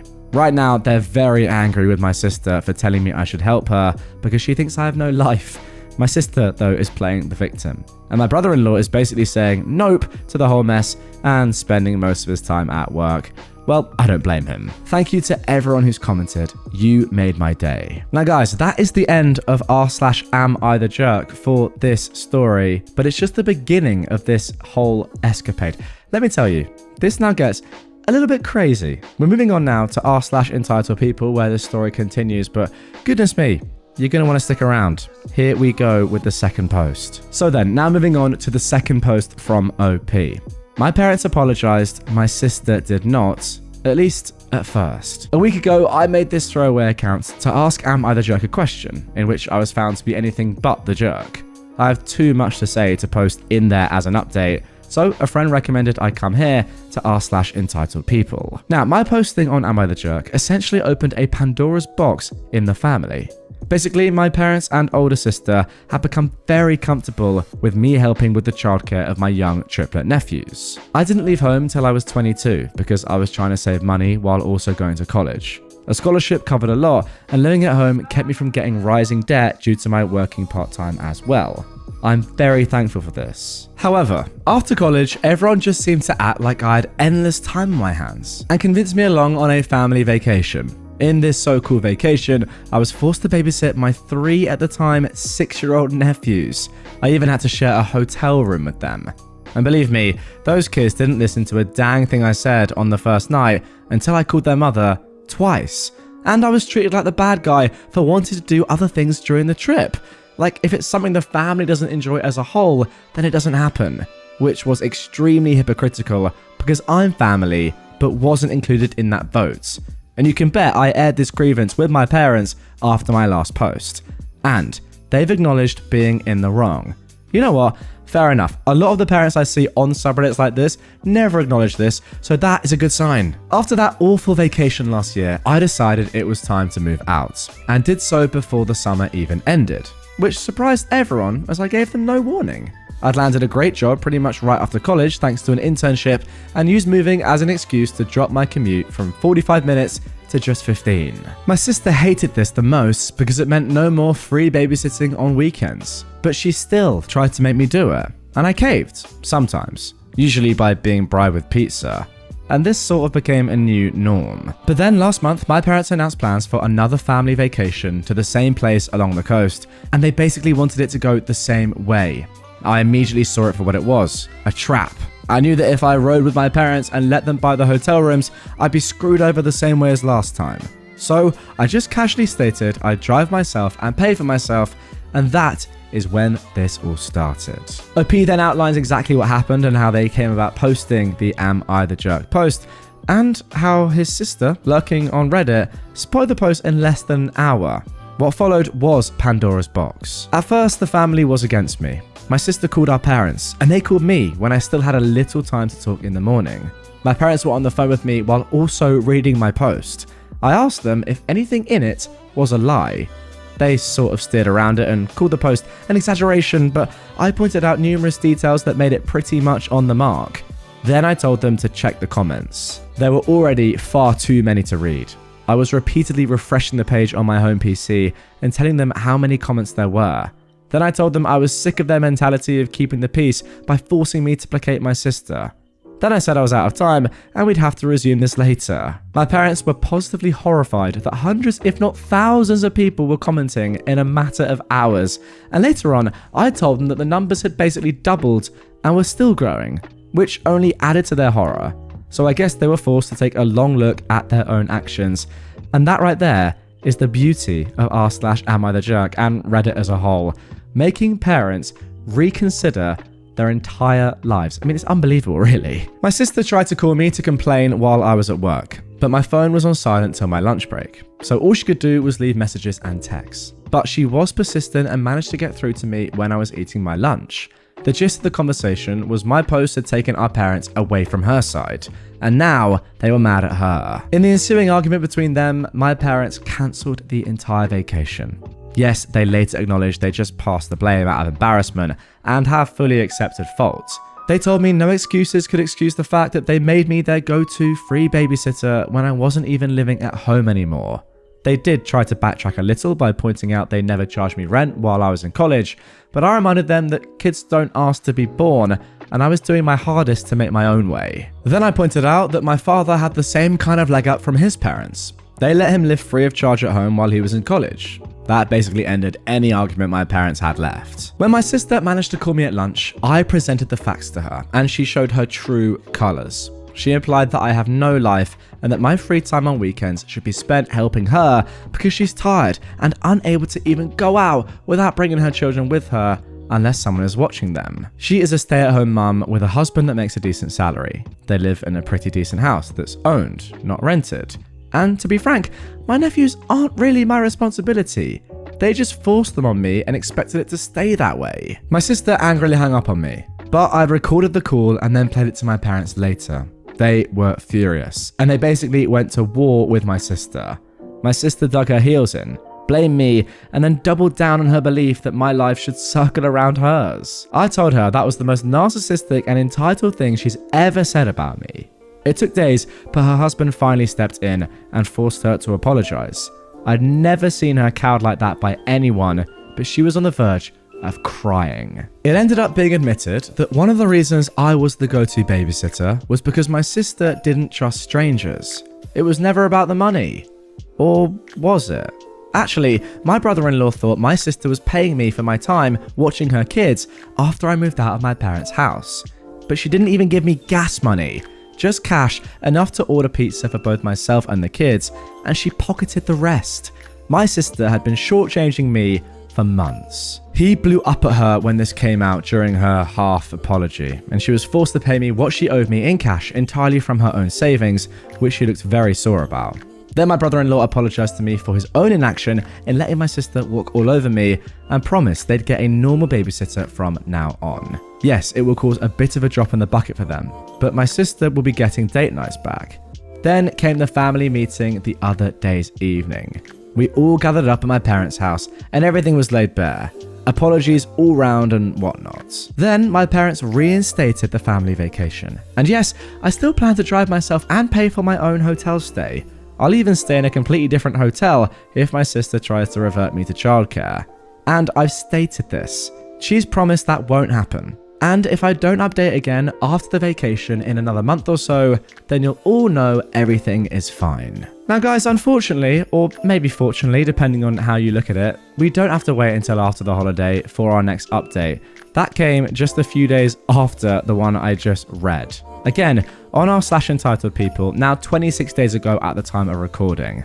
My sister called me demanding I take my post down. Now, she's more upset than ever to know how far it's spread.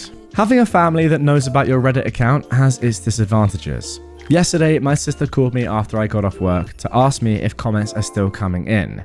She said she cannot bear the negativity of looking at them herself because the comments are all so hurtful towards her. So, I was brutally honest. At least 10 comments are still coming in daily, and most of them more or less say the same things about her. She started crying and demanding I delete my Reddit posts, but I refused and told her she can cry to anyone she wants, but the posts stay up, because they are my assurance she won't try to treat me like rubbish anymore. After all, she literally felt like my life should revolve around hers. She didn't pay me the babysitting money she was supposed to and pocketed it for herself, and forced me to be the constant babysitter on last year's family vacation, so I'd pretty much no fun the entire time. Is it really any wonder people are having so much hate for her when she treated me like that? Then I mentioned the posts have already spread to other websites, as I was asked a couple of times to let an article be made about my situation. And there are some videos that were read as well. Yeah, maybe like this one. Well, my sister shrieked hearing that and hung up.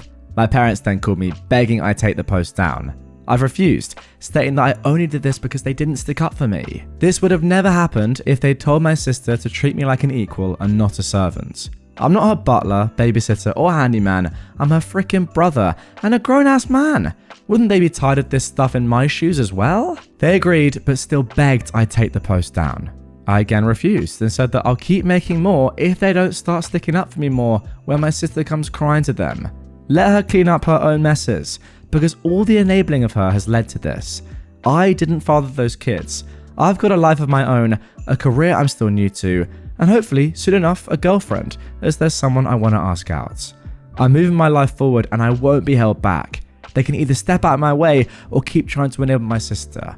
But I assured them that the latter would end badly for them. The only way this posting on Reddit will stop is if the drama stops. I've kept things anonymous and I've got a right to vent my very valid frustrations. Well, that left my mother crying, my father just went silent, and I said, "Tears don't move me." They know what it would take to end this, and that's to stop enabling my sister. Well, my sister called me again to yell at me that our parents have told her they aren't dealing with this anymore and to figure it out herself. Oh, and they told her to be nicer to me too. I just pictured her eye twitching as she internally screamed after hearing that. Be nice to my kid brother? What is this? Do I look it up on Google? Yeah, I was that sarcastic to her. But it left her crying too when I hung up. My brother-in-law called me later to get my side of the story. He was mad I'm still posting and made his wife cry, but I explained everything to him, and he said he'd have another talk with my sister. I'm hoping this drama finally ends here, but the family vacation is still on for late June. I've already booked my room and put it in for a day off work so we can all leave on a Friday. My room is also not near the ones my parents, sister, brother-in-law, and nephews will be using. In fact, it's not even on the same floor. And when we go to the coast, when it's not a family activity, I'm gonna go where I want and do what I want. And you can bet I'm gonna tour those art galleries, pig out on local food, and just enjoy being carefree for a change. And there we go, you're probably thinking, wow, that sounds like a good end to the story. But alas, as you can tell, there is more to come. That promised update after the family vacation was posted just 24 hours ago. Let's see what happened. This is the conclusion, for now, of this story. Update after the family vacation. Well, the family vacation is over. Some things, both good and bad, went as expected. Good that my parents didn't enable my sister trying to make me babysit. Oh yes, she did try. But bad in that my sister did try to find out which room I was in. But that failed and got her in trouble with her husband again. Firstly, I made sure to tell the hotel in advance that they were not to give out any of my information to anyone who asked except for the police if something needing that were to come to pass. They assured me over the phone that they would not tell a soul. Then, on the day of the vacation, I left earlier in the morning than the rest of the family. I knew they wouldn't be able to get moving as a group until at least 10 AM, so I left at 9. Check-in wouldn't be until 1, but I wanted to make sure I had a head start.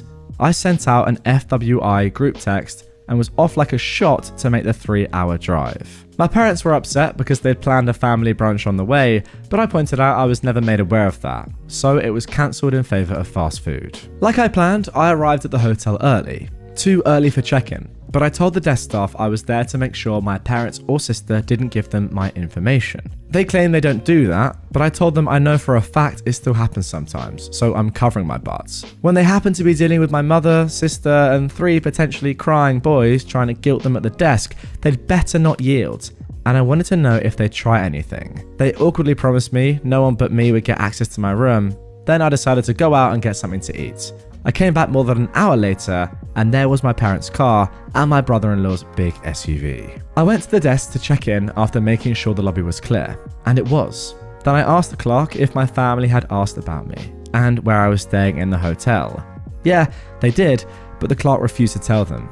My sister had apparently tried to push it, but her husband shut her up.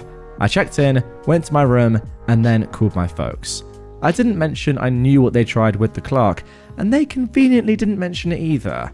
Then we all met up as a family to go out and tour around. My sister at one point asked me to watch her kids for a moment, to which I replied, hell no, because I knew exactly what she was doing. She'd pretend to be gone for a moment and then be gone for an hour. I called her out and her husband told her to stop trying to make me watch their kids. So what does she do? She just started crying on the spot, saying that she needs a break. Her husband scolded her. He's a tired man, but he wasn't complaining. My mother gave me a nasty look. So I went right to her and said that if she tries to even think that I should be watching those kids, I would walk away from this vacation right now. It's not my job, and I'm sick and tired of her and my sister acting like this. Well, that made my mother start crying too, and then she just started repeating the words, "You're right," over and over again. This is another old tactic of hers. She tries to look pathetic to guilt me, but I just said I am right and just let it go before walking away. Neither my mother or sister tried anything for the rest of the day. When we got back to the hotel after dinner, my family were all crowding the elevator, but I didn't get in with them. They asked why, and I said I'd wait for the next one. My sister glared at me because she knew exactly what I was doing. Then I just sat in the lobby watching YouTube on my phone for 15 minutes and took the elevator up. I was on a different floor and on the other end of the hotel.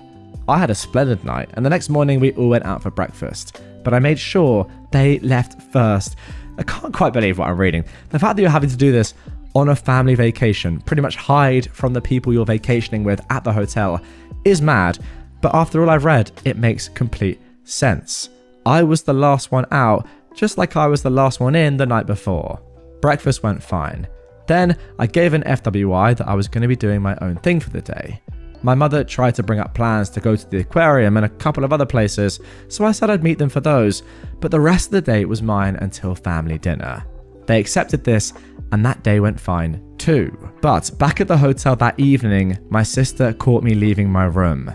She must have been stalking the whole floor looking for me. I went back to my room to chill a bit before dinner as I was tired from walking so much, and my sister was just down the hall when I left my room to meet them for dinner. She tried to corner me, saying that I'd ruined the family vacation for her because now it wasn't hardly any different for her than at home, since she had to wrangle her kids. I called bullspit because my parents were helping her a lot. Then I told her that I'm sick of this song and dance of being her scapegoat, and it's already over. So leave me the heck alone and get on with your life.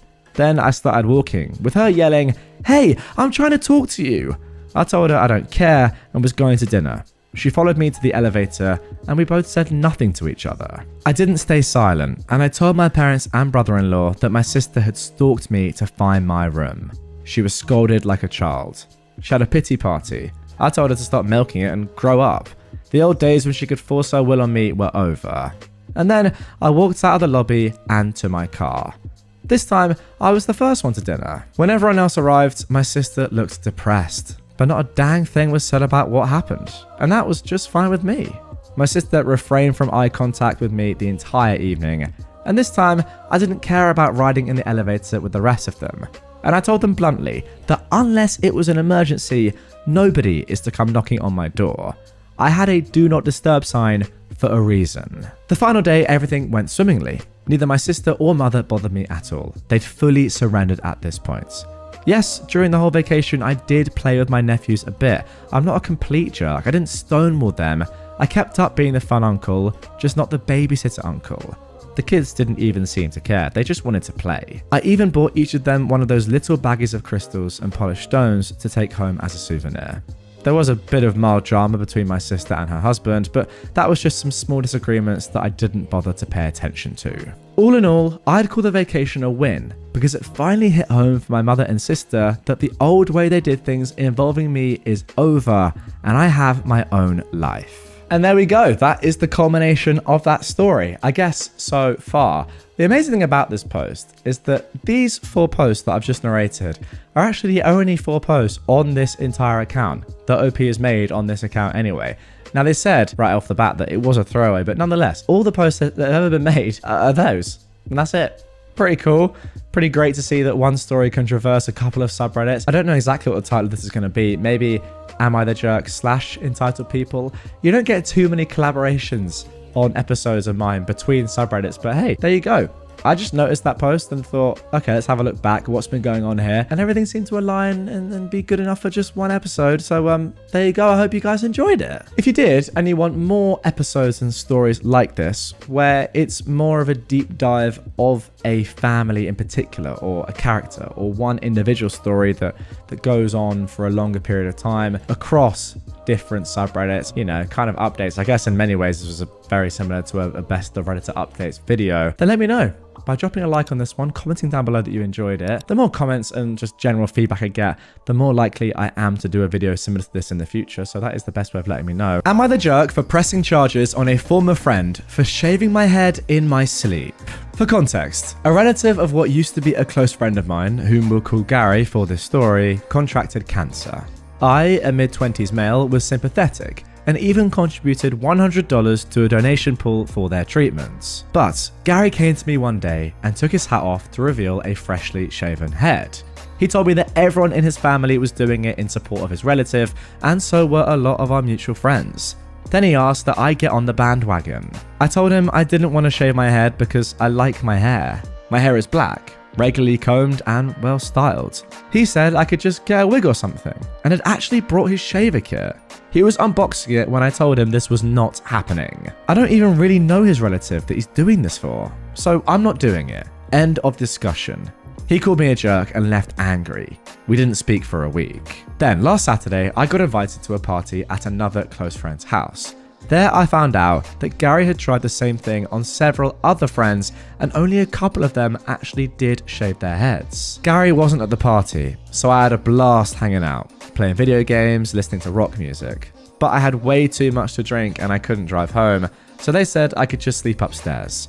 I passed out on a bed and it was a blissful sleep, till I was shaken awake by another friend who told me that Gary had showed up late at night and they caught him shaving my head while I was passed out. I saw what I looked like in a mirror and wanted to scream like I was in a horror movie. Gary even shaved off one of my eyebrows. Gary was still there and acting proud of himself, saying, "Now you're gonna have to shave off the rest, just like me, lol."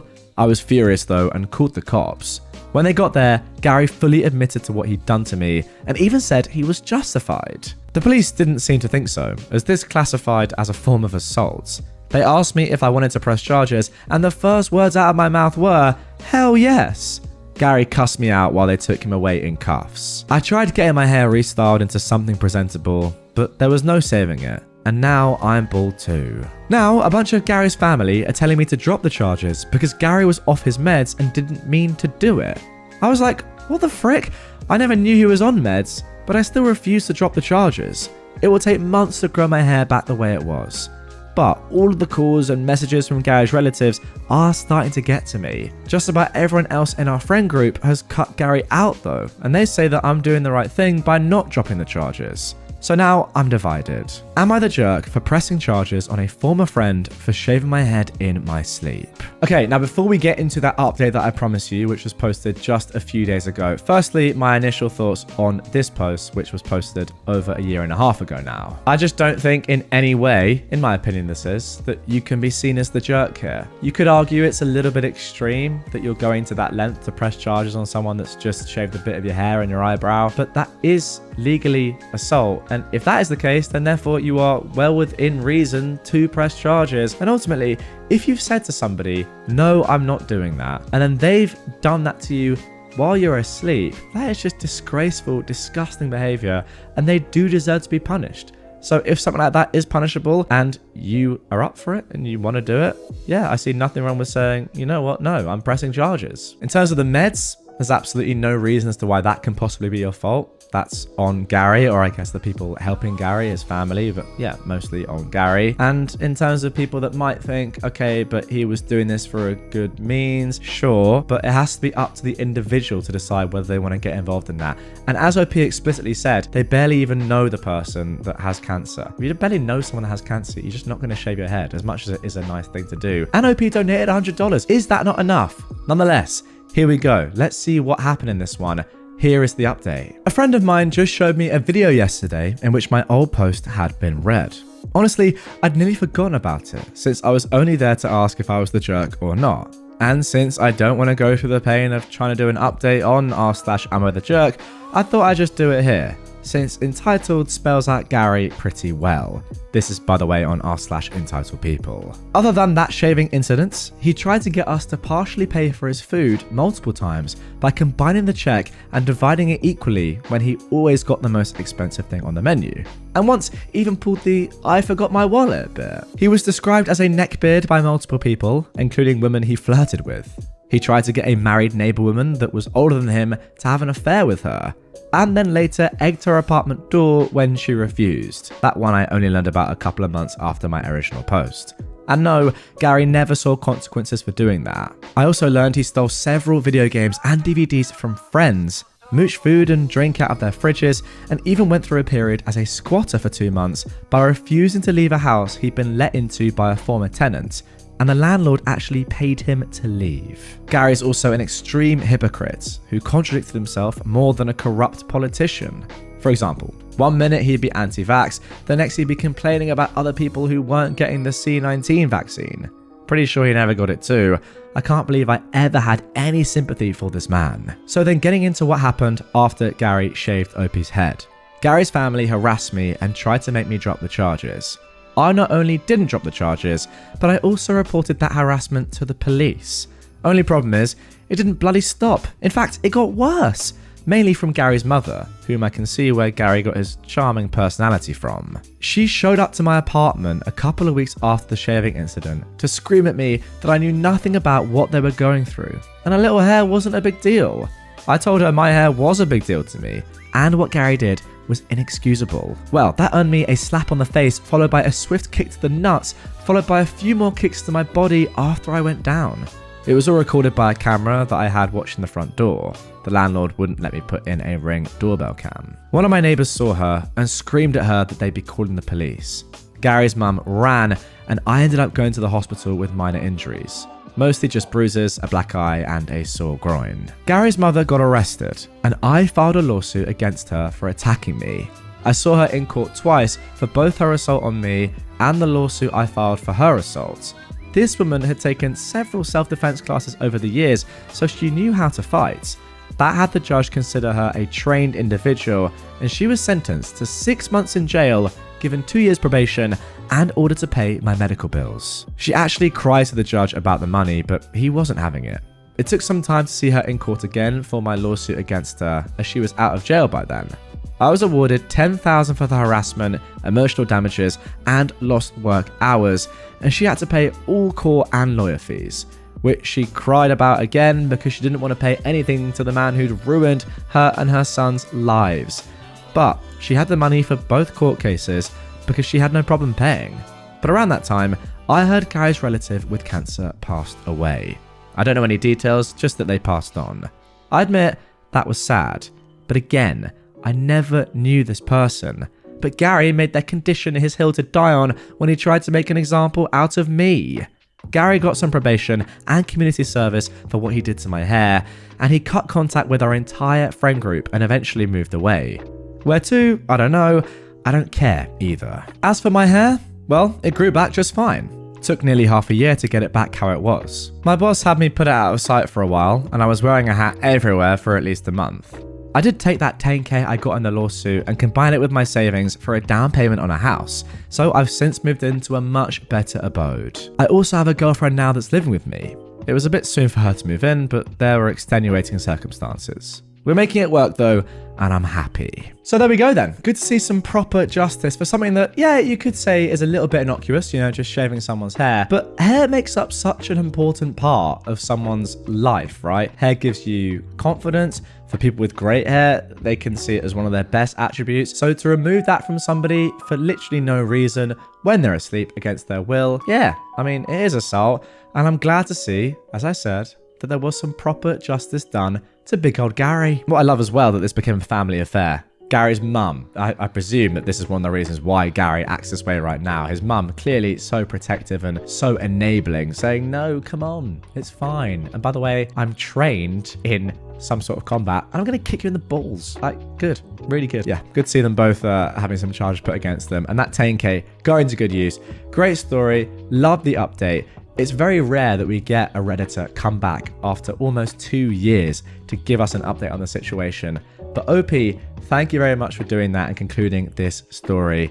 All the best. Am I the jerk for how I, a 37-year-old man, reacted to my son, who is 17, coming out to me? So, I've always known that my son had an interest in men. He was slow on the pickup of incognito mode, and from the searches he made, I figured he was at least bi-curious, if that's the proper term for it, since he hit puberty. Well, last year he started bringing a boy around, and it was obvious they were dating, to the point I figured that he knew I knew, and it wasn't a big deal to anyone. Well, apparently, I was wrong. After school yesterday, he and his boyfriend came up to me and said there was something really important they needed to tell me. My son said that they were dating and had been for a year. Well, I was surprised that he wasn't aware I knew and was a bit thrown off. My mouth moved faster than my brain and I said, well, that's pretty freaking gay. Now, I thought it was peak comedy since it is in fact gay. However, I understand using the word gay in that way gives it a very negative undertone, hence the mouth faster than brain comments. Now, my son and I are usually pretty edgy with our humour, this being fairly tame stuff for the stuff we normally joke about. While probably not appropriate for this situation, it wasn't not our norm for a conversation between us. However, he and his boyfriend were very, very upset and left. I'm probably the jerk, but I thought I would check and see if you all had some advice on what I can say to fix it. He currently won't respond to my texts or calls. Okay guys, I think what I'm about to say is going to be very, very controversial. Now, it's not the first time on this channel that I've said something controversial and you have all disagreed with me in the comments down below. But what I will say is that I think this is just a tough spot. I don't think that this man, OP, has necessarily acted maliciously or has done something on purpose to hurt his son or anything like that. I genuinely think he's just made a very, very bad mistake in this one instance. And I don't think that he's understood his son really as much as he probably thinks he has. Now look, stay with me on this and by all means, get in the comments down below and tell me that I'm just barking up the complete wrong tree and that what he's done is terrible. I'm not saying it's not, by the way. I'm just saying, with the context of knowing this son's relationship with his dad or this relationship entirely, and knowing that it's, you know, pretty tongue-in-cheek, they like dark humor, they seem to have a lot of banter together in general, I can understand why in that split second it just came out. You know, the fact of the matter is, his son being gay is so obvious to his dad that he was just like, what, why are you even telling me that? And I think that is why he did this. Now, obviously, it's a terrible thing to have said, and just not the right moment to have done this at all, or even made a joke about this. And given everything we know, the history of homophobia and the fact that the word gay has just been used very, very poorly for generations over the years, yeah, it's an awful thing to have said. But I just think it's just come out. I don't think it necessarily says anything about this man and that he's homophobic or is against his son being gay or anything like that. I just think it's just come out. And do we have to hammer him for that? I don't know. It's not great. And I'm not on his side here. I'm just saying I can kind of understand why in that split second he just said it, because he has that sort of rapport and chat with his son. He's like, what? Yeah, obviously I know you're gay. It's been obvious to me for over a year, for years. But yeah, obviously if he could have that moment again, I'm sure he wouldn't do this sort of thing. And for his son and his boyfriend, yeah, it's absolutely shocking. I'm not saying that's not. But hey, listen, you get in the comments down below. Tell me I'm just barking up the complete wrong tree. But yeah, it's a controversial opinion. Now, I may not be phrasing this exactly how I'd like to. And again, I don't even need to say that it's a terrible thing to have said. And we're past that point. Obviously, this is not how this kid wanted his dad to react when he came out to him. It's a shocking thing to have said. And I'm not surprised that he's in a terrible mood and is not speaking to you, ignoring your calls, etc., etc. That is, there's not even any point of even, wondering why that is the case or saying, is that the right reaction? It's obvious. However, let me get this comment up on screen because I think this kind of explains a little bit better what I'm trying to say. So, this user has said, "You're the jerk for the wording. I won't lie, as someone who's been out and proud for years, that joke made me laugh my butt off, but your son needed support more than humor. In the grand scheme of things though, I was expecting much worse from the title. Okay, fair enough. So I think if you just apologize and explain that you meant it in a humorous way and that you fully accept him and his partner, you and your son will be fine." There it is. I think that's fine. What I'm trying to say is, I don't think it's like a crazy homophobic sort of slur. And I know I'm going on here, but yeah, this can be resolved for sure.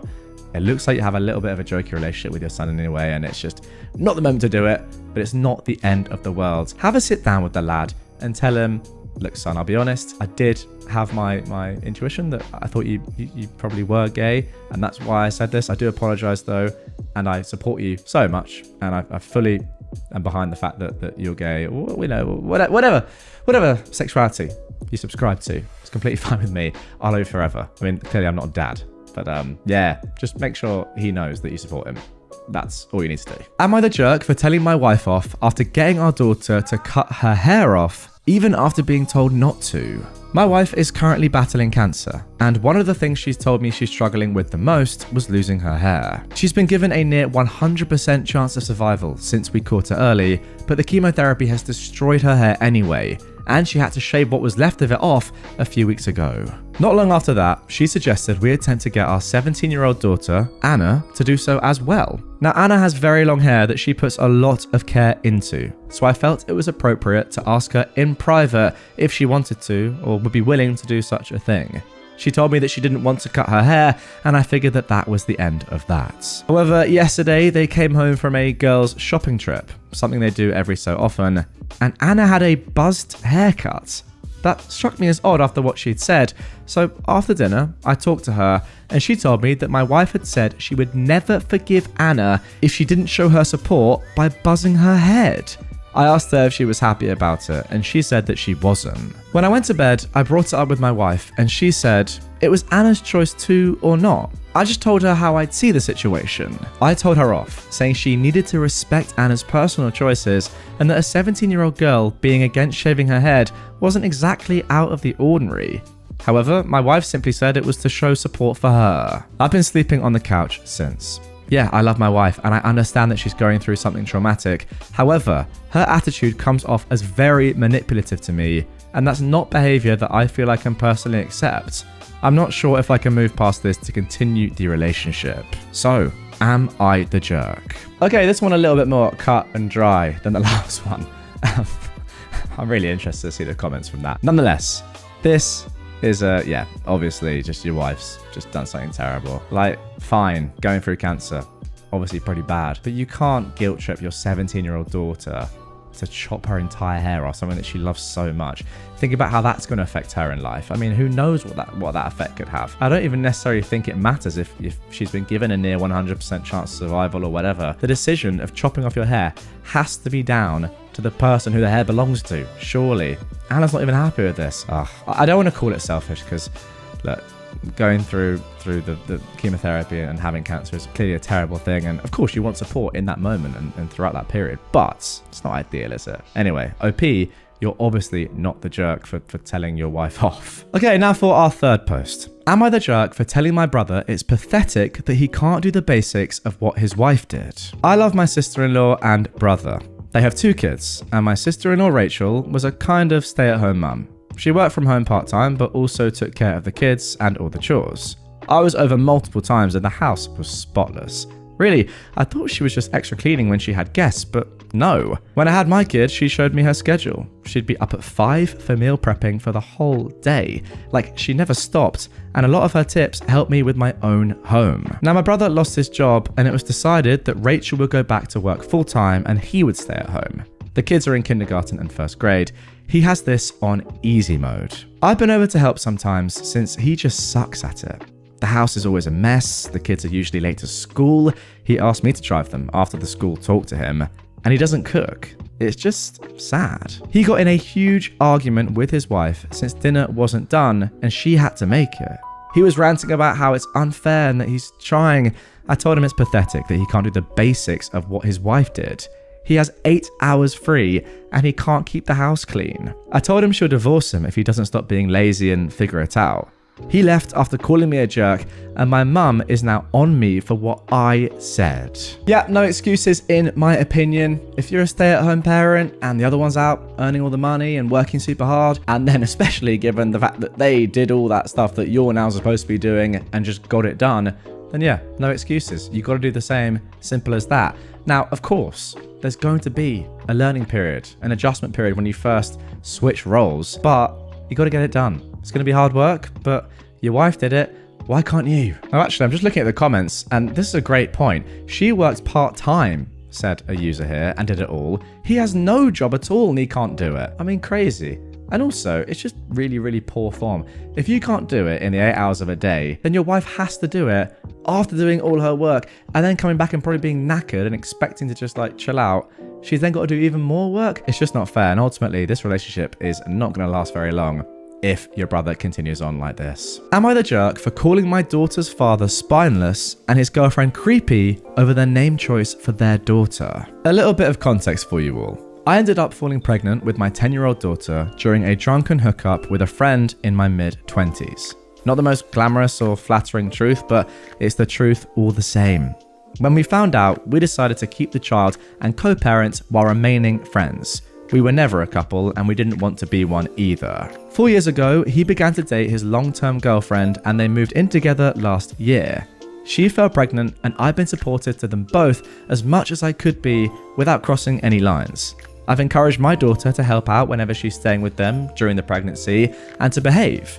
I've also made it clear that I want the children to have a close relationship despite having different mothers. I've even said that if they were comfortable with it, on nights I have my daughter, if they ever want time alone, I'll babysit once they have the baby so my daughter can spend time with her sibling. All in all, I thought everything was great and I was excited for my daughter to have a sibling as she's always wanted one, but I had no interest in having another child. 3 days ago, my friend and his girlfriend had a daughter. They asked me to bring my daughter to the hospital to meet her little sister yesterday alongside others of the family. So I did exactly that. But when they introduced us to the baby, I was shocked. They'd named her using my daughter's name. Wait, what? That is so dumb. I wasn't expecting that. She didn't seem to have any issue with this when she introduced the baby, bold as brass. My friend seemed uncomfortable and wouldn't look at me directly.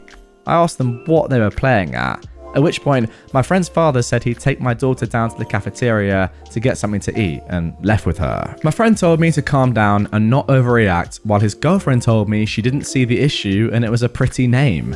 I asked them if they'd named the baby for my daughter, trying to understand the logic here, but his girlfriend said that no, it was just a pretty name she liked. I then asked if they planned to use a nickname or a middle name when addressing her on a daily basis, and her response was that she didn't see a need for that. I told them they were being ridiculous and that they couldn't do this. I then told his girlfriend that I found this frankly creepy and told my friend he was being spineless if he was happy to go along with this.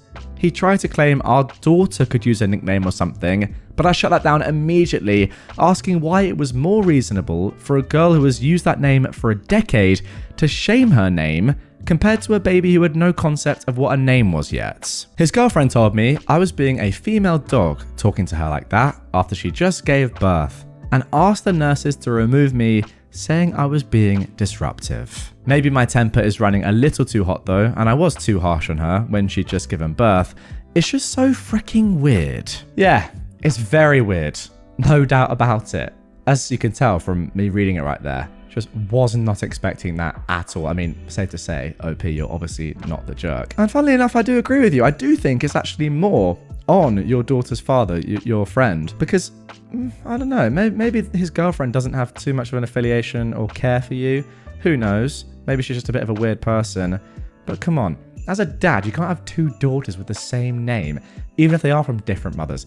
That's ridiculous. If you're not going to put your foot down, then yeah, you're not a man that I want to be associated with. That is for sure. It's very weird, and I can't quite work out why this woman is wanting to do this or why this man is allowing it. Now, continuing on with the stories about names, here is post number 5. Would I be the jerk if I don't change my son's name even though it may cause him to lose an inheritance? I, 24 years old, got pregnant while I was taking a gap year traveling. I met an older guy. Nothing gross. I was 19, he was 23. We had fun. I was working in a bar to make money while I explored his city. When I got pregnant, he lost interest really quickly. I understood, but I am pro-choice, and I chose not to terminate. I went home and had my son. I also made sure to get child support. He could afford it. He did fight it though. I had to prove paternity and everything. Through that, his parents found out. They are well off. They've met my son and they truly do seem to love him. They provided gifts for his birthday and Christmas. They helped me with extra money so I could complete my university without going into debt. They've taken us on vacation with them so they could spend time with him. They aren't my biggest fans, but we are cordial to each other. 3 months ago, my son's father passed away. He got drunk at his bachelor party, tripped on the sidewalk, and hit his head. And that was all she wrote. My son and I attended the funeral. We spent a week in that city so his grandparents could see him. They approached me with an offer. They had no other children or grandchildren. Their son was only 28, so we had lots of time to provide them legitimate kids. They didn't say this, I'm just assuming, so they never thought about my son's name. But they said that if I changed his surname to theirs legally, they would make him their primary heir. I think this is dumb. He's their only grandchild, and they would deny him an inheritance because of his last name? I said I'd consider it, to be polite, and I've left it at that. I actually have a pretty good life as it is. My family has been very supportive, and because of the whole court thing, my son's father had to have life insurance with him as the beneficiary. Would it be nice for my kid to get a big sum of money? Yes. But do I want him to have the surname of a man who didn't want him, see him, or love him? No. I've been talking to my family about it, and a few of them think that I'm being a jerk for giving up this kind of money for my son. It is generational wealth, and I'm making the decision based on emotion. But I think they're jerks for thinking money is the only thing that matters. I think I'll tell my son's grandparents that they can talk to him about it when he is 16. He'll be old enough to understand the implications, but young enough not to be tied professionally to his last name. You know what? Fair play, OP. I think that last sentence, or that last paragraph, is actually very sensible. Because I'm not going to lie, if I was in this spot, I'd probably just say, no, shut up. What are you doing? I'm not changing my kid's surname just to get a bit more money, even if it is generational. I don't care. Like, life's not all about money. If you are changing your name to get money, there's something just gross about that. However, yeah, I kind of rate what you're saying, you know? Let your son decide when he's old enough to make a decision. Who knows? He might have a different opinion, and ultimately, it is down to him. It's his name. I would say that 16 is a little bit too young. It's just risky, isn't it? I guess he could always change it back. I don't really know how that sort of works. But yeah, overall, it just seems kind of, again, gross. Like just, ugh. It makes me feel like, you know, kind of goosebumpy and creepy that you have these weird grandparents that are just like, oh, we need an heir so badly. Change your name, we'll give you all our money. Like, there's something so horrible about that I don't like. So I'd be inclined to say just sack them off. And now for our final post of this episode. Am I the jerk for telling my wife I don't care about her dreams? My wife wants to be an influencer on TikTok and YouTube. She's been creating mummy content and content about her day-to-day life. When she told me this is something she wanted to do, I didn't have a problem with it. I only said that I don't want our children, who are 4 and 2, in any of her content. I didn't monitor her channel as it didn't really seem necessary. I recently had a look because I thought it would be cute to see what she does in her day-to-day life. And I found our children's faces in almost all of her content. I told her she straight up needs to remove all of her content. She said that she knew I wouldn't agree, but she doesn't think it's a big deal. Now, I don't like children content. I feel like a lot of the time, when you see that children make profit, they become less of your kids and more of a product, and your interactions become more performative. And I can see the same thing has happened in her because she posted a video of her getting our 2-year-old out of a tantrum and how she deals with that. But how is your first instinct to record and hold a camera while our baby is crying? She started crying, saying that she built this up and this is her dream and deleting her content will ruin it. And I said I simply don't give a dang. If you don't delete it, I'll consider a divorce. I know a lot of people have children on their social media, and I don't mind an Instagram or Facebook post, but to make videos seems too intimate to share. She told her friends and even hinted on her social media accounts that she has an over-controlling and narcissistic husband that doesn't want her on social media. I'm currently being ridiculed by her friends. So, am I being over-controlling or narcissistic? No. Obviously you're not. Need I say more? Need I say more?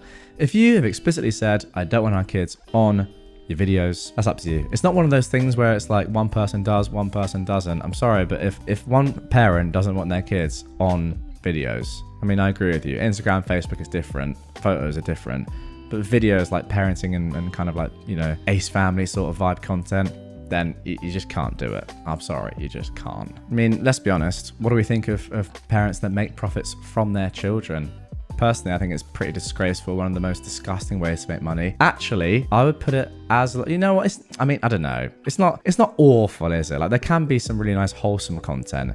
It's when it gets to the stage which it's got to with your wife, where she is filming first and then actually parenting later.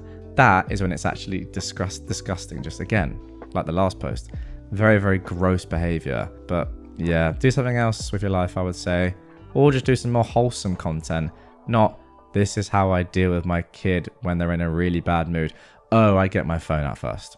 Pretty poor if you ask me. Am I the jerk for giving my son non-vegan food behind my wife's back? I am 32 and my wife is 33. We've been married for 8 years and have a 12-year-old son together. About 6 years ago, my wife decided to go vegan. She was sent the documentary Dominion by a vegan friend of hers, and ever since has said that non-vegan food is revolting and refuses to eat it. After a long conversation, I agreed to go vegetarian and be vegan in the house and around her, which she was happy with. She also decided our son should be vegan, which after seeing a dietitian, I also agreed with. Things have been fine with this arrangement until a few months ago, when I began finding wrappers from non-vegan candy and even burgers from McDonald's in my son's school bag, which he'd been buying with chore money. I had a conversation with my son, and he confessed he felt lonely and excluded eating vegan around his friends, and that they always had much better candy than he did, and it wasn't fair. I decided I didn't want him spending his pocket money on snacks and throwing out the vegan snacks that we actually buy him instead of buying games, etc. It just made no sense. But I also know the way my wife feels about non-vegan products. So I began buying my son what he wanted on our way to football practice instead. Long story short, my wife recently found out what's been going on and completely flipped out. She called me an animal abuse enabler and a few other names, and said that I was corrupting our son. Now she's not speaking to me. Our son panicked and told her that I had bought the snacks for him and he didn't know they weren't vegan. I don't blame him for that. He just doesn't want to be in trouble with mum. So, am I the jerk here? Oof, this is a tough one to start with. First of all, I will say 100% I don't think that you, OP, the dad, are in the wrong here at all. Like, it's a tough spot. I get that. And as much as you really want to, support your wife and you yourself have subscribed to going veggie and respecting your wife being vegan and having a vegan household, it's really tough when you see that your kid's life is being negatively impacted. I think we can all agree on that, by being vegan. Like, it's affecting him in school. He's having to spend his own money to get food on top of the food he already has. Who knows, it may also be affecting his relationships in school with his classmates. I don't know. He says he feels isolated. That is tough. I think, to be honest, it gets to a stage with your kids, and you're probably at that right now, where you and your wife have to sit down and think, really, although your wife probably doesn't want to admit this, your son doesn't want to be vegan. And he's at that age now where it's up to him to decide if he wants to continue being vegan or not. Maybe he does. Maybe he wants to be veggie like you. I mean, you don't want to be vegan. You said that. You want to be veggie, vegan in the house, but you don't want to be fully vegan in your everyday life. I think you've openly admitted that. Maybe his son's the same. Or maybe he just doesn't want to be vegan or veggie at all and eat, every food. But I think at this stage now, it has to be up to him, really. So yeah, you're not the jerk. It's a conversation to be had as a family.